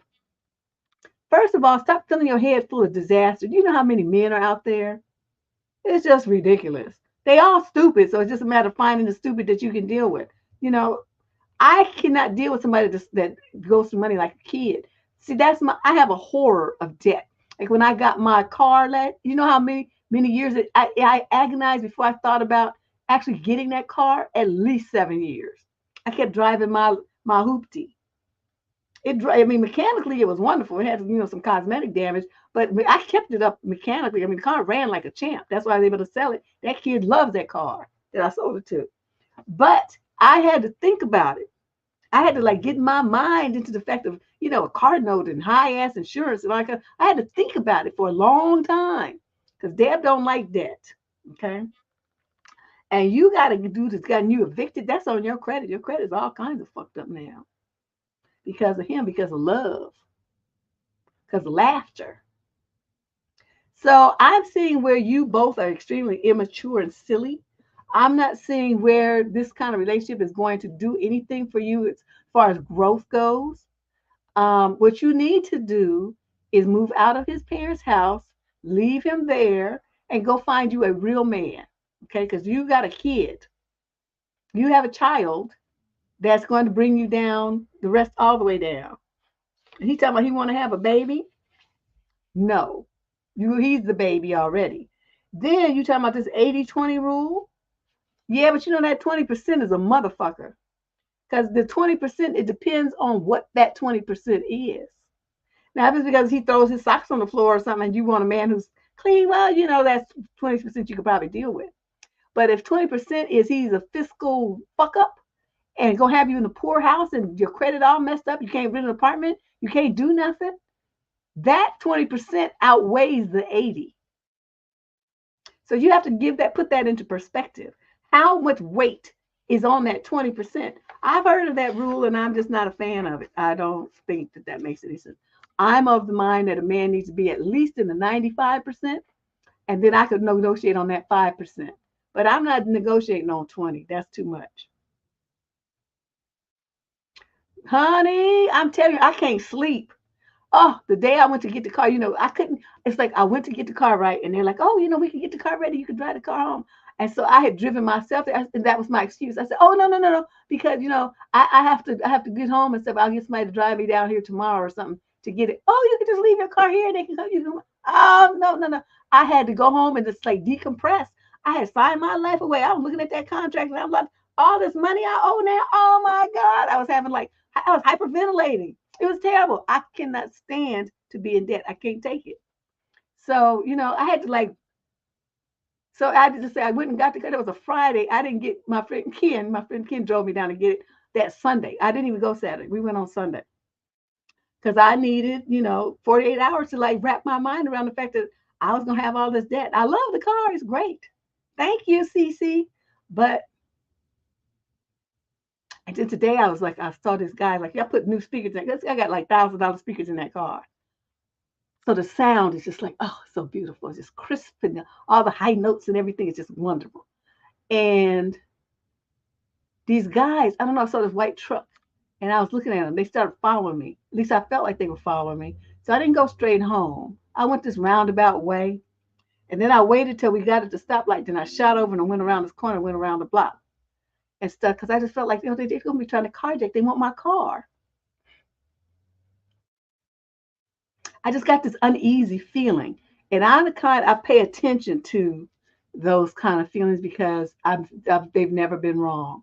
And there's a whole bunch of shit going around in Oakland, a whole bunch of crime and stuff going on. They're going to people's businesses, stealing, walking out with cash registers and stuff. They just don't care. So, still taking a car from some old lady would be no, because I would definitely give it to them. It's like, I'm not trying to die over a car. That's why I got insurance. You take this bitch. I just don't care. But in the meantime, I need my car. I have stuff to do. So girl, Mo, yes, and this is the best. My brother got these speakers on sale. They was on clearance. And when I took them to the little stop shop to get them a saw, they said, oh, these are the kind of speakers they have what you call them? What do you say? BMWs and stuff. These are like really nice speakers. You're going to put these in a Honda? I said, hell yeah.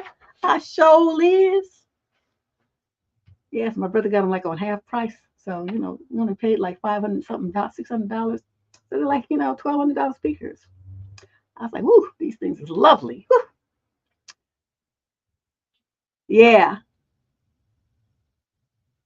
Yeah, they stealing cash registers, ATMs, they just stealing everything. They want everything. But it's just something about the way they was just following me and it just gave me the creeps. And so I didn't go directly home. I did because I didn't want them to know where they could find my car. So I was about to get on the freeway and lose them because my car can go.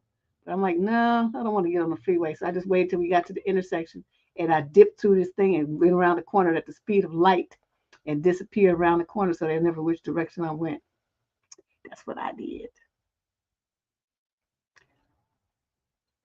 Oh, they stealing you? Oh, because people have stuff in them? Girl, this is terrible. It's getting rough around here. All right, so let's move on to question 17. She's 28 to 34. She's Caucasian from Bolton, Greater Manchester in the UK. Summer of issue. Would you find this level of stinginess unacceptable? I don't do stingy men, so let's see what you got.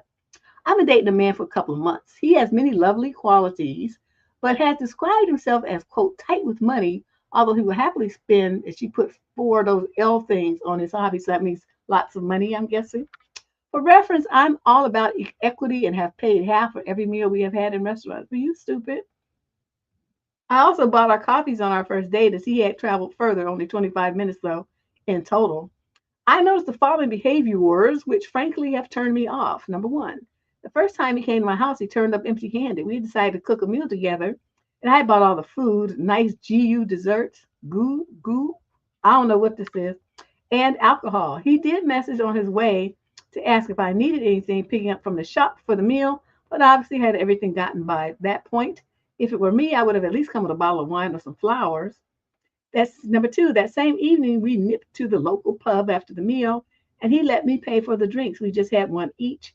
I offered to pay, so I guess it was my fault, but now feel he should have paid as I laid on all the food and drinks at my house. Number 3, we went for a meal on a different day and then to a fancy cinema. He drove 20 minutes. I paid for parking £10. We split the meal bill. The cinema tickets were on me as I have a membership and get 6, quote, free tickets a year.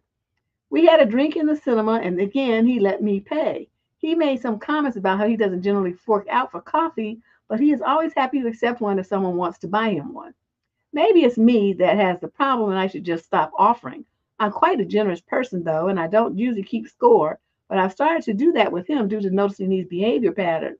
Would you be bothered by his tightness? Nope, because I wouldn't be fucking with him. First of all, I never offer to pay for men. Never. Never. Not in a date situation. Like Ken took me when I had to get my surgery. The next day I had to go to the eye doctor. You know, they do the surgery, post-surgical checkup, right?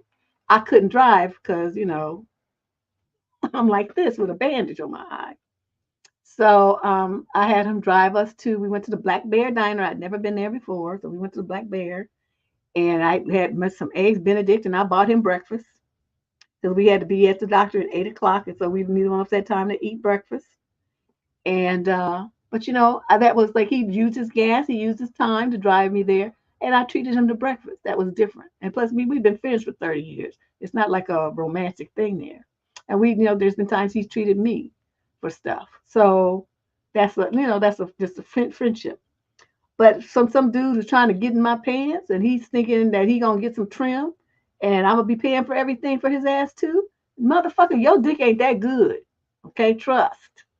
Now, if he was like young Denzel or something, then and he wasn't with Pauletta, we might have a conversation.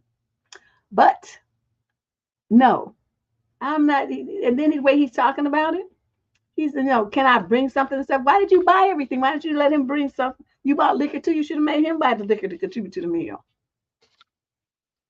Yeah, but she's like, I'm a generous person. No, you're stupid. That's what you are. Just like I said at the top of the show. You have to establish how you want men to treat you from the gate. If you start coming out your pocket, you treating him like he's a woman and he's the precious thing, and then you the one treating him for everything, there's nowhere for that shit to go but downhill, because now he expects you to pay. You done fucked this up all the way. So I would say just next him and start off different with the next man and let that man, make the motions to take care of you. If you gonna be his woman, that's gonna be his fucking job. So he needs to come in and show you that he got the ability to do that shit from day one. And I don't really care what men say about it. Then get your ass on then. Well, that's sexist, isn't it? I don't give a fuck if it's sexist or not. That's how it's gonna roll around here. Because you ain't gonna be the ones pregnant, having babies, and taking care of all this shit in this house, are you? Is that sexist? Well, then they start stuttering because, they like to think that's women's working. Women make the home and all this other shit. Yeah, well, I'm going to charge you for that. And that's going to be the cost of it.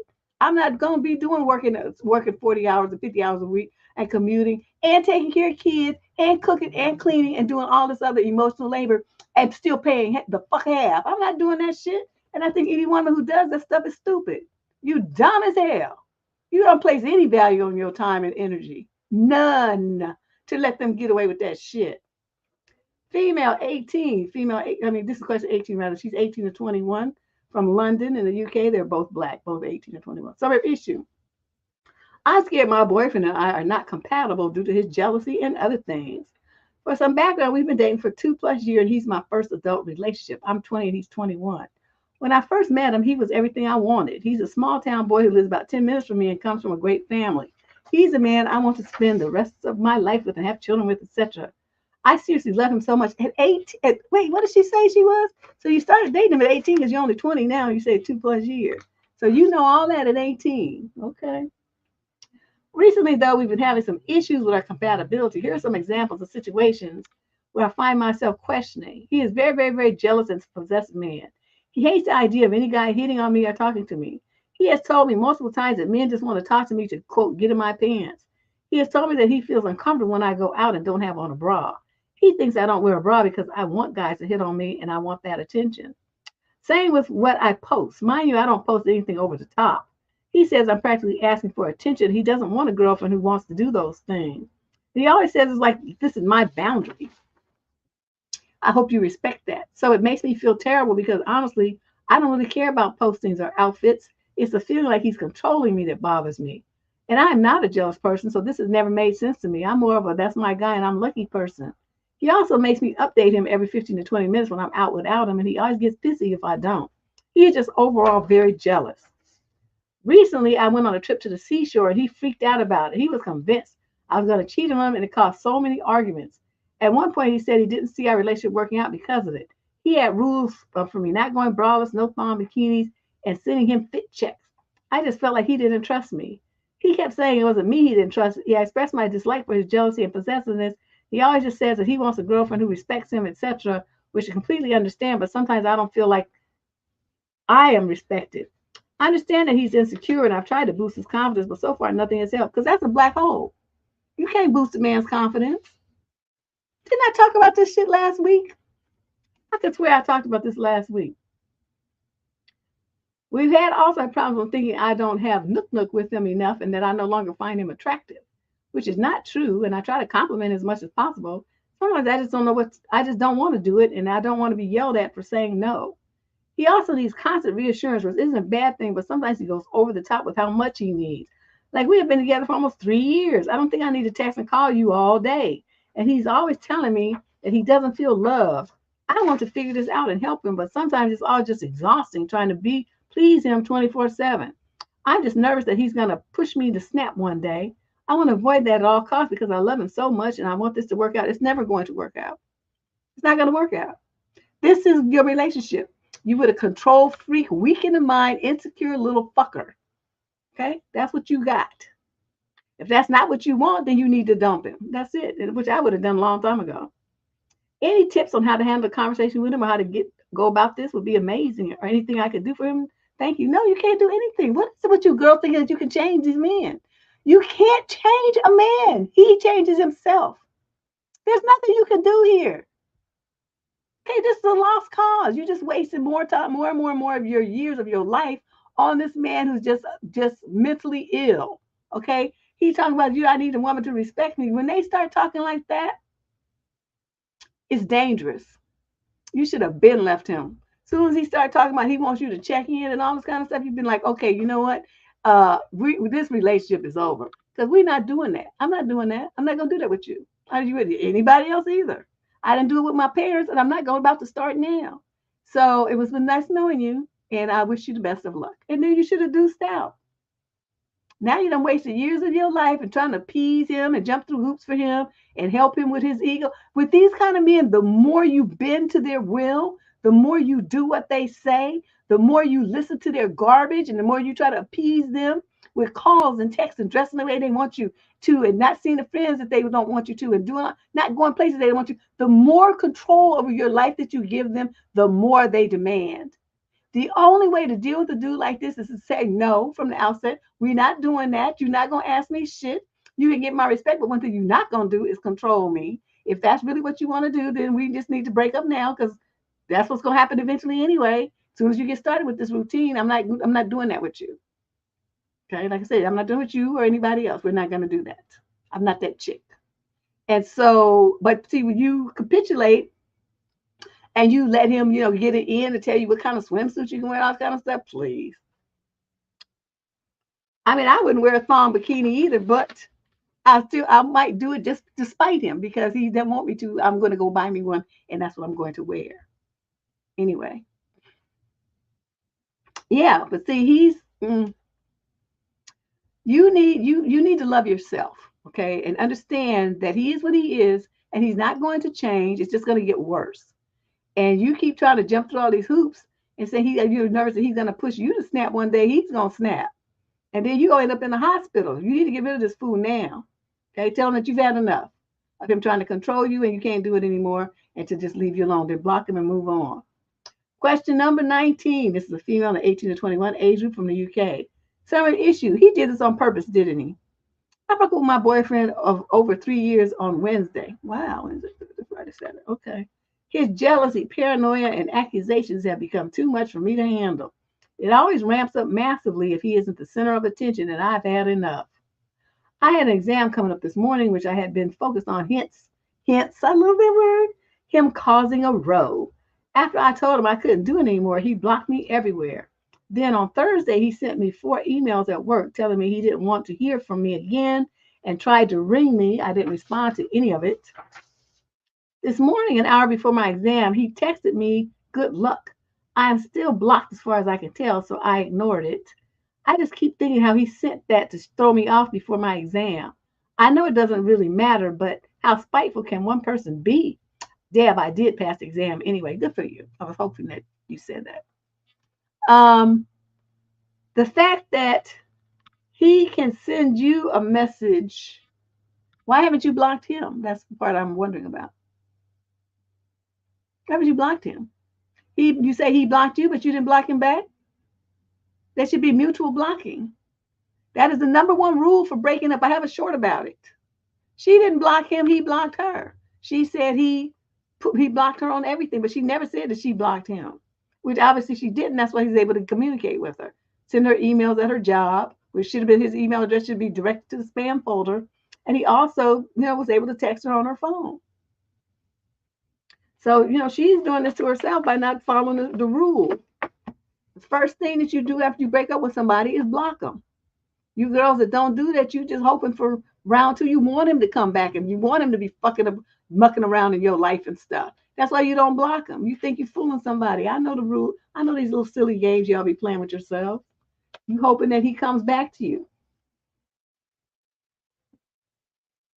Even though he's a fuck up and you didn't want to be bothered with him, but you still keep that door open so he can. Stupid. Question number 20. This is a male and who's 50 to 56. He's black in Washington, D.C. Summer issue. My girlfriend became upset after I found out that she renewed her lease for another year, and now I'm thinking about breaking up. At 50 to 56, you tripping like this. Are you fucking kidding me right now? Oof, Lord have mercy. Can men ever grow up? It's so disappointing. So my girlfriend is 53 and I'm 51, and we've been dating and staying at one another's places on the weekends. I own, she rents. We have an agreement that I would not pressure her into moving in and that she would let me know when or if she is ready, and that she didn't want to discuss it any further. Her lease was up a month ago. I would have liked very much if she would have moved in, but I'm fine with waiting. She told me a few months ago that she was going to try and go month to month. That way she could move if she decided to. Well, she signed for another year at least, and I don't know if she had to or not because I found out a few days ago that she had signed it. She didn't tell, and the same thing is, she tells me everything, and this was the only thing that she was omitting. I asked her why she didn't tell me, and she just tried to avoid answering by telling me that it wouldn't have made a difference either way and wouldn't answer the question. So I just said, forget it, and she told me to not be that way, so I asked again. I was not angry. She started getting offended. I tried to not let the discussion go into the anger direction. She tried to say she was defending herself. Well, a couple of days later, here we are. We haven't talked in 24 hours, and she won't talk to me till tomorrow.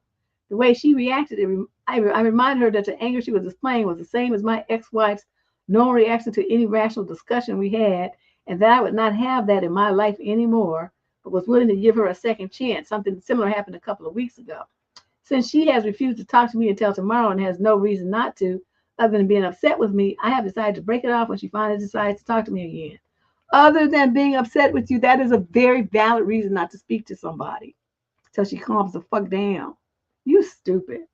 I do love her, but really I don't want to repeat another bad relationship. Life is too short. Do you think I'm doing the right thing? No, you hella dumb. You hella stupid. First of all, she told you that she wasn't ready for that and you guys weren't going to talk about it anymore. She didn't want to pressure you didn't want to pressure her into trying to move in. She let you know when or if she is ready and that she didn't want to discuss it any further. You put that in the first paragraph of your letter. Yet, here you are demanding, why did she tell you that she signed another lease? It's not your business what she signed. All you need to worry about is her telling you when and if she's ready to move in with you. Okay? What happens in between there is not your goddamn business. So you doing the absolute most. And then you're going to hit her with, she acting like your ex-wife. See, that alone will get you fired from my world because I'm not that bitch. Don't ever be trying to compare me to somebody like that. I'm telling you, you already knew how I felt about this moving in thing. Now you try to act all brand new like this the first time you goddamn hearing about it? Nigga, for real? See, that's what you would have got from me. So you, sir, you, even despite that you ass is 51 years old, is about as immature as a hedgehog that's maybe 2. And so you don't deserve a girlfriend. That's why she don't want to move in with you, because you're just too petulant like a child. Nobody wants to have a man like you. throwing temper tantrums and calling people names and referring to their exes and shit. You hella stupid. This relationship is gonna be over because she got better sense than to be bothered with somebody like you. Question number 21. Ooh, what a little irritant. So annoying. She's not trying to marry his ass. That's why she signed her lease for another year. Question number 21. This is a male 22 to 27. He's white from Long Island, New York. Certain issue. I had a good date and it started out well, but it ended terribly. I went on a date with a 25-year-old woman in New York City. Everything was well when we chatted for 2 weeks before we finally decided to have a real date. The date also went super well. She was beautiful and we even kissed. The problem started when I was taking her home and we started talking inside the car. She had taken issues with my driving. I was driving a sports car, but not super powerful, and wasn't speeding or doing anything crazy. She had taken issues on how close I was with other bikers and pedestrians. I asked her, how long have you been driving? She said she doesn't drive or even have a license. Then I said, well, you need to learn how to drive here in New York City. It's crazy, but you learn to deal with it. She said the turns I made in and out of traffic could have gotten into an accident. Then I said, in my years of driving, I've never hit anyone and been hit by bad drivers. I consider myself to be pretty dumb good. Then she said that my driving is illegal, no signaling. I did run 2 red lights that I consider opportunistic events to beat the bad traffic jam we were in. But everybody does that. Like that light's on yellow. You know, they say you're supposed to stop. Well, let me just scurry through here so I can get on the other side of the intersection because that traffic jam over there is not happening. Then she said that she didn't want to get into any accidents. I said, well, why are you stressing? I just said I'm driving a long time without any accidents, and the speeds that we were going at are not going to get anybody killed. She said I could have killed a pedestrian or a biker and that she doesn't want to get in trouble. I said, why would you think that? She said if I hit somebody that they can charge her as an accomplice. Oh, she hella stupid. Wherever you found her, you need to take her back. Then I stopped the car and I said, I can't believe this. You have never driven or owned a car and you don't know how accidents or car insurance works. I said, you need to stop telling me how to drive if you are unlicensed. She got angry and told me that you can't drive like this or you will get suspended. I said, by who? If I drive like this, I would get a ticket at most. Why do you have to think like you're the authority on something? This is wrong. Oh, you dating a Karen. She started shouting at me that don't raise your voice at me. You have no right to do that. I said, you need to shut up while I'm driving. Otherwise, get out of my car. You don't tell an Uber driver or any other driver how to drive when you have no license yourself. Then she got really angry and said, no man should ever tell a woman to shut up. I disagree. I said, because you need to shut up and let me drive. What you are doing is effing disrespectful to me as the driver. Then she said, no, you are driving me back home. And that is it. We are not going out anymore. I said, then why can't you just get out here and pick up an Uber if you don't like my driving? I walked out and opened the door and suddenly she started crying like I was going to hurt her. I closed the door and started driving. And I tell her that this is all wrong. I don't know how you can live in New York City and not accept how the traffic is here and act like you are authority on what is safe driving. I drove her ass home and she got out yelling that I don't talk to a woman like that and you don't tell a woman to shut up and that my ex probably dumped me for the same problem. Then 2 hours later, she called me back, then apologizing that she had gotten too angry and her temper kicked in and she needed to see her doctor and get back on her meds. I was thinking that same thing. She apologized for going apeshit about my driving habits. Wow, Deb, I think I need to figure out why so many women are all mad. No, you don't. You just need to stop dealing with crazy bitches. This all is on the first date. Yeah, you know those kind of, okay, Mo, not red light like that, but like, okay, the light's yellow. You can see the light is, the light changing yellow. You already in the intersection. Technically, you have run the red light. But rather than stop on the other side or stop even, maybe even halfway blocking the crosswalk because you're going to get stuck because all them cars over there are going to block the intersection. So you go on through on the yellow. It might turn to red before you make it to the other side. And then you're already over through the intersection. So all that time that you would have to wait and all the time you have to wait for the cars that's going to block this traffic that's going this way, then you don't have to do that because you're already on the other side of the intersection. I know what he means. That's why you drive in busy, when it's busy city traffic. You sit there and you try to be like, 10, 2, and 55 like they teach you in driver's ed, you will never get anywhere. Did y'all see my video about driving in East Oakland? That shit is hysterical, really funny, but it's on the channel. You can watch it. The driving feats that I have witnessed and that I've had to do myself are phenomenal. It's funny. Yeah, that's what I'm saying. Everybody does that. So technically, though, it's a red light. You know, you could get a ticket. But yeah, girlfriend here is she's on one. I think you did amazingly. I just want to give you a round of applause. You did very well because I would have tossed that bitch out my car when you gave a fuck where she got on. Walk, skateboard, fly. I like on your broom. I don't care how you get there, but you ain't getting in my car. That's all I'm gonna tell you. Get out. Get out. She's like, well, you gonna drive me home? Bitch, no, I'm the fuck not. You just gonna figure it out how to get home just because since you hate my driving so much, then I proceed to drive like a maniac just to scare her even more. That's what you should have done. Yeah, she needs some meds. This is terrible. Okay, let's move on from her crazy ass. Yeah, but look for that. You want to hear about the crazy driving in East Oakland? What is that thing called? What's the title of it called? I can't remember the title, but anyway, you just like go on the channel searches driving Oakland or something like that, and it should pop up. And then you can watch it. It's hysterical. Because I mean, everything in there is a true story, stuff that I experienced in a 2-week period driving through East Oakland. That's when I still had my other car. So I was a little more, shall we say, reckless. But now I'm trying to crash my new car, so I'll be driving like all slow, like I'm driving Miss Daisy. Question number 22. Male in the 38 to 42 age group out of Oklahoma. Third issue, what can you tell about a couple from photos of them? Do you ever look at body language in photographs, Deb? I wonder how much of what you see in a picture reveals something about a couple. A lot, I think. Most couples I know post for pictures with their arms around each other and leaning into each other. But I have these particular friends who I don't really know all that well, who always look so stiff in pictures together. They rarely stand next to each other. Often their children are between them. And when they do stand near each other, I've never seen a picture of them touching that it doesn't look strange or awkward. Maybe they just aren't photogenic in that sense, or their faces look great in pics, badly timed when the camera shutter or something. You think this is indicative of a strained relationship? It's just so glaring that it's caught my attention. They do have arms around their kids and arms around their friends, but never around each other.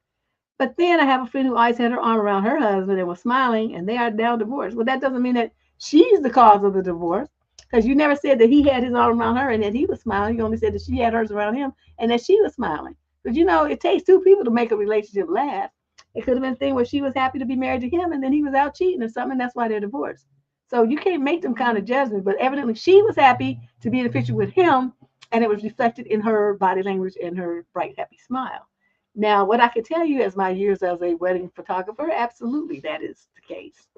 When people have strained emotions, it does show, they can't hide that. Camera catches everything. Everything. So I think, that you're very perceptive for a guy. That's kind of amazing, but you're right on target. That's exactly what that is. And then, you have people when body language, like if they turn towards each other, there has to be both of them, not just one. That's a positive sign. But if one's facing front and one's facing that person, this person's facing that person is more into the other one than this one is. If you have people, they're touching each other, their faces are close together, there's an emotional connection there. If you have one person who's leaned in towards the other person, but the other person is leaning away, that's a bad sign. That's like, rejection, stiffness, discomfort. So yeah, you're very perceptive. Good for you. Question number 23 of 25. So we're nearing the end of this hellishness. Male, 20 to 34. He's Caucasian from Phoenix, Arizona. Summary of issue. On our first date, she wanted to order the most expensive item on the menu. I said no, and she got mad and left. How would you have managed that, Deb?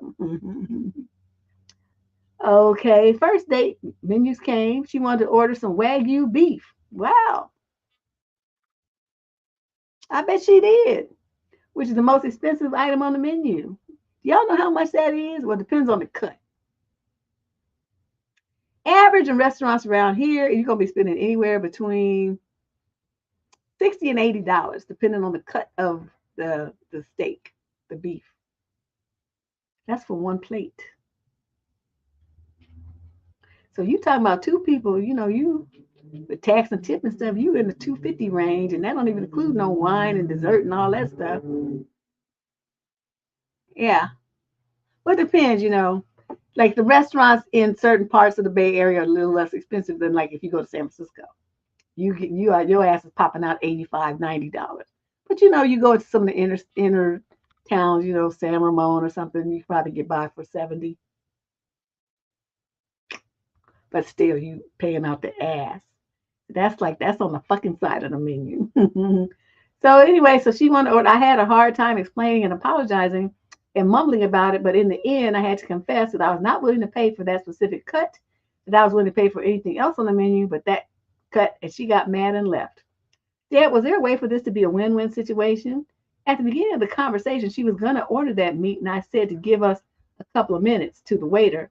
And during the subsequent conversation, she said that she was not looking for another relationship since she had just recently gotten out of one. So she's trying to come up on a $100 dinner on you, and she's telling you up front that there's no chance for a relationship. So what in the world would she think that a guy taking her on a date who's interested in a relationship would want to shell out $100 for her ass just on the strength of she's sitting there? I think you escaped a disastrous situation. And what would I have done since I was already there and already dressed? I would have said, well, you know what, that Wagyu that she wanted, bring that for me. Because I'm only paying for myself. I can do this.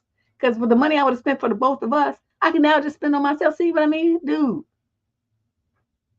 it's not like you're going to be spending extra, right? Because you was about the same amount of money. But you just spent, you taking yourself out. I would have done that because I'm not going to get up and be hungry when I'm in a restaurant full of delicious food. Yes, it's a first date. Yeah, she tripping. Question number 24. Female 22 to 27 from Austin, Texas. Summary of issue. My friend found a post I made online where I ranted about her. How do I address this? I've been dealing with some resentment towards an old friend due to some things that she did and that didn't happen over the past year, particularly with our respective weddings. I made some posts using anonymous accounts ranting about these situations and asked for advice and clarity. I tried to avoid personal details in my posts like names, age, location, etc., but she still figured it out. A lot of the comments did not take well to my friend either, which really must have been hurtful for her to read. I know she found the post because she texted me and she mentioned seeing it in the text preview, though I haven't opened the whole text yet. What I saw said that she found the post and she's glad that she found my post based on the preview. I don't know what the rest says yet. I feel awful. My question now is, what do I do? How do I address this with my friend? Why do you feel awful? See, this is the thing. This is the thing about this. You're supposed to be a grown woman, okay? So anything that you say and everything that you felt, you have to own it, okay? You don't get to, as my grandmother used to say, throw a rock and hide your hand. You don't get to do that, okay? You was lobbing rocks, and now you want to act like you didn't do nothing. You confused. You don't know what to say. What you're supposed to say is, yeah, I said it, and every single word of it I said is true. That is how you acted, and that is what you did, and that you did get on my goddamn nerves. So what you got to say about it? And she's going to say, well, you could have told me. Oh, well, you found out. So what's the difference? When you found out then or you found out now, you still know that you got on my goddamn nerves and you're annoying as hell. So now, what? What? Are you going to fix it, or is this friendship going to be over? Those are the only two choices, because I'm not dealing with that shit anymore. That's all you had to do. But see, I'm not going to go post about it online somewhere. I'm going to tell you to your face that you're getting on my nerves. I'm going to tell you what you did that got on my nerves, what you said that got on my nerves, and then I'm going to be done with it. I don't like to hold a grudge. But what I don't really refuse to do is be seething with resentment and not speak the fuck up like a grown woman. I'm not that person. If you do something, I told these chicks that, last job I was at, they were like, well, you just say things. You say things to us and hurts our feelings. I'm like, I don't care. See, because my thing is, it's better for your feelings to be hurt than mine. Because the stuff that you do, if you get on my nerves, you do some stuff I don't like, or you do stuff I feel is disrespectful, I'm going to tell you about yourself, and you're just going to deal with it. You gonna fix it, or we don't have to just talk to each other ever again. But one thing I'm not gonna do is have repeated kind of issues where you keep getting on my nerves and I just take it. I'm not the chick. I'm not born that way. And they just be looking at me. That's what they thinking like this chick right here. And these are always white girls, they don't know because they're not direct. They like to be passive aggressive. I don't care about that. I'm not gonna waste my time being passive aggressive with you. I'm gonna just tell you about yourself. And you're gonna like it. And that's how we're gonna do it. And they're like, oh, but it's just you're just so direct. I'm like, yeah, but think about the time that we save. You don't have to go play all these pissy footsy games that you all like to do. I'm just gonna tell you about yourself, and that's just the shit's over. We're gonna talk about it, and then we're gonna resolve it. Either we're gonna fix it, or we just agree to not talk to each other anymore except about business. And I don't even want to talk to you. You're gonna send me an email. That's what you're gonna do. Oh, I don't want that. I said, well, then you're gonna fix it then, right? Well, yes, I guess so. I was like, okay then. My work here is done. I just don't want my nerves worked. So, whatever we need to do so that this problem that I'm bringing to your table is fixed. And then we can go on and be friends. We go to lunch the next day. I'm not going to be tripping about this kind of stuff. But one thing we're not going to do is you're not going to keep getting on my nerves, okay? That's what we're not going to do. And so they just be looking at me like, I know they don't. They're just probably thinking like, oh, my God, Jesus, something's wrong with her. But that's how I roll, though. And, because nobody can ever say that they didn't understand where I'm coming from, that I didn't tell them, that I didn't give them an opportunity to fix it, that I'm not communicating with them. I do all of those things. So you will never be in the dark about what I feel or what my expectations are for you. And I'm the same way with men, and I'm the same way with my, with kids. So I'm going to always communicate. It's going to be very clear. I'm going to give you options to resolve the issue that I put at your, that I present to you. You can choose door A, B, or C. If I give you that many options, sometimes it's only A. So you either do A or you get the fuck out. I mean, that's pretty much it. So, when it's a professional situation, I usually try to give them 3 options. You can do A, B, or C. Pick one. I'll be happy with any of those resolutions. So you pick the one that's most comfortable for you, then we're going to move on. And they just be like, oh, well. Practice that, Cece. Because I'm telling you, life is too short. You be holding that kind of stuff in, you end up with high blood pressure, your skin breaks out, you can't sleep, you grind your teeth at night. People get heart attacks, ulcers and shit. All that stuff be happening because you're holding that stuff in and you're stressed out over some stuff that you could just voice your opinion, voice your need, your expectation, and resolve it like a grown woman. So that's what you have to do. So, I'm sure they didn't really like it, but I mean, just, this meeting just the other day, I was talking, this woman started trying to, talk over me. I stopped her. I said, I'm still talking. You're being rude. Everybody in the meeting, the Zoom meetings, right? Because you can see everybody's face. So a couple of people started smiling because they was thinking the same thing, but they wasn't going to say it because she had done it to them. And then the rest of them just looked, like, shocked. And then I just kept right on talking. She was like, oh, excuse me. And then after that, they had a little thing where you're supposed to raise your hand. She didn't raise her hand. She started talking, like interrupting what I'm saying. Like what I'm saying is so unimportant that your bitch ass is going to talk over me. Not in this lifetime, chick. I'm going to shut that shit right down. And that's what I did. So yeah, she was looking stunned, but guess who didn't give a fuck? That would be me. Question number 25. This is our last question of the night. Female 22 to 27. She's Caucasian from Davenport, Iowa. I wonder where the hell that is. And the male in question is 28 to 34, so he's a little okay. My fiance told me that he doesn't think I deserve to be heard during conflicts, and now I don't think I want to marry him. Wow, he said that to you? I've been with my fiance for 2 years, and we just got engaged a few months ago. I'm 24 and he's 33. Oh my God, he's too old anyway. In general, we've had some trouble with resolving conflict and feeling heard on both sides. I thought this issue was getting better, but not at the rate I had wanted or expected. Last night, while struggling to work through an issue, he admitted to me that he didn't think my side deserved to be heard out. Wow. I realized that this is why I never feel heard and why things weren't really getting better. He actually intentionally doesn't listen to my side because he doesn't think I'm worthy of being heard. Wow. Damn, now I think I'm marrying the wrong person. You right. Would I be wrong to call off the engagement over this? The argument wasn't that serious, but I don't know how I'm supposed to trust someone after he literally told me to my face that he doesn't think I deserve to be heard. I'm going to tell you this, and I'm being real right now. It's not the argument. It's the fact that he does not feel that you are worthy, that he has respect for your thoughts and opinions, and that you deserve for him to hear you and to work on, resolving the issues in your relationship. I'm telling you, a relationship with poor communication, where you get shut down and never heard like that, is miserable. You are never going to be happy in a marriage like that. Never. You guys, I mean, rather than get a divorce, which, after you have a couple of kids and all this other stuff, and you get tired of not being heard, it's better to break off the engagement than it is to go ahead and marry him and then end up with a divorce. A man who's going to tell you to your face that he's not going to listen to anything that you say and that you don't deserve to be heard is no one that you should ever marry. It's good that he told you, though. So now you understand what kind of man he is. He just wants to be a little Hitler dictator type of person. He's not going to listen to you. And he told you to your face, I'm not going to listen to you because you don't deserve to be heard. That is a put down of immense proportions. It's extremely disrespectful. And it's a violation of what I said in that video. To me, there's really only 3 things that a woman really should have to have in a relationship. One is he's going to give you the relationship that you want, right? I'm going to rerun this because it's on a short. You can find it.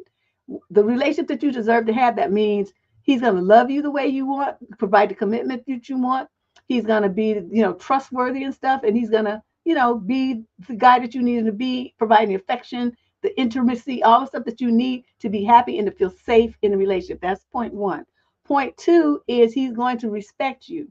That means everything that you own, your thoughts, your ideas, the people that you love. He's going to respect them and, treat them well too.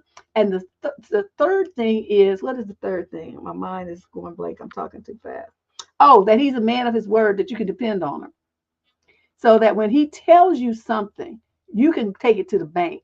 You have implicit, deep, unabiding trust in that man, and you know that he is a man of his word. He's never going to bullshit you, snowball you, try to play games with your mind. He only says what he means, and he means everything that he says. That is a true man.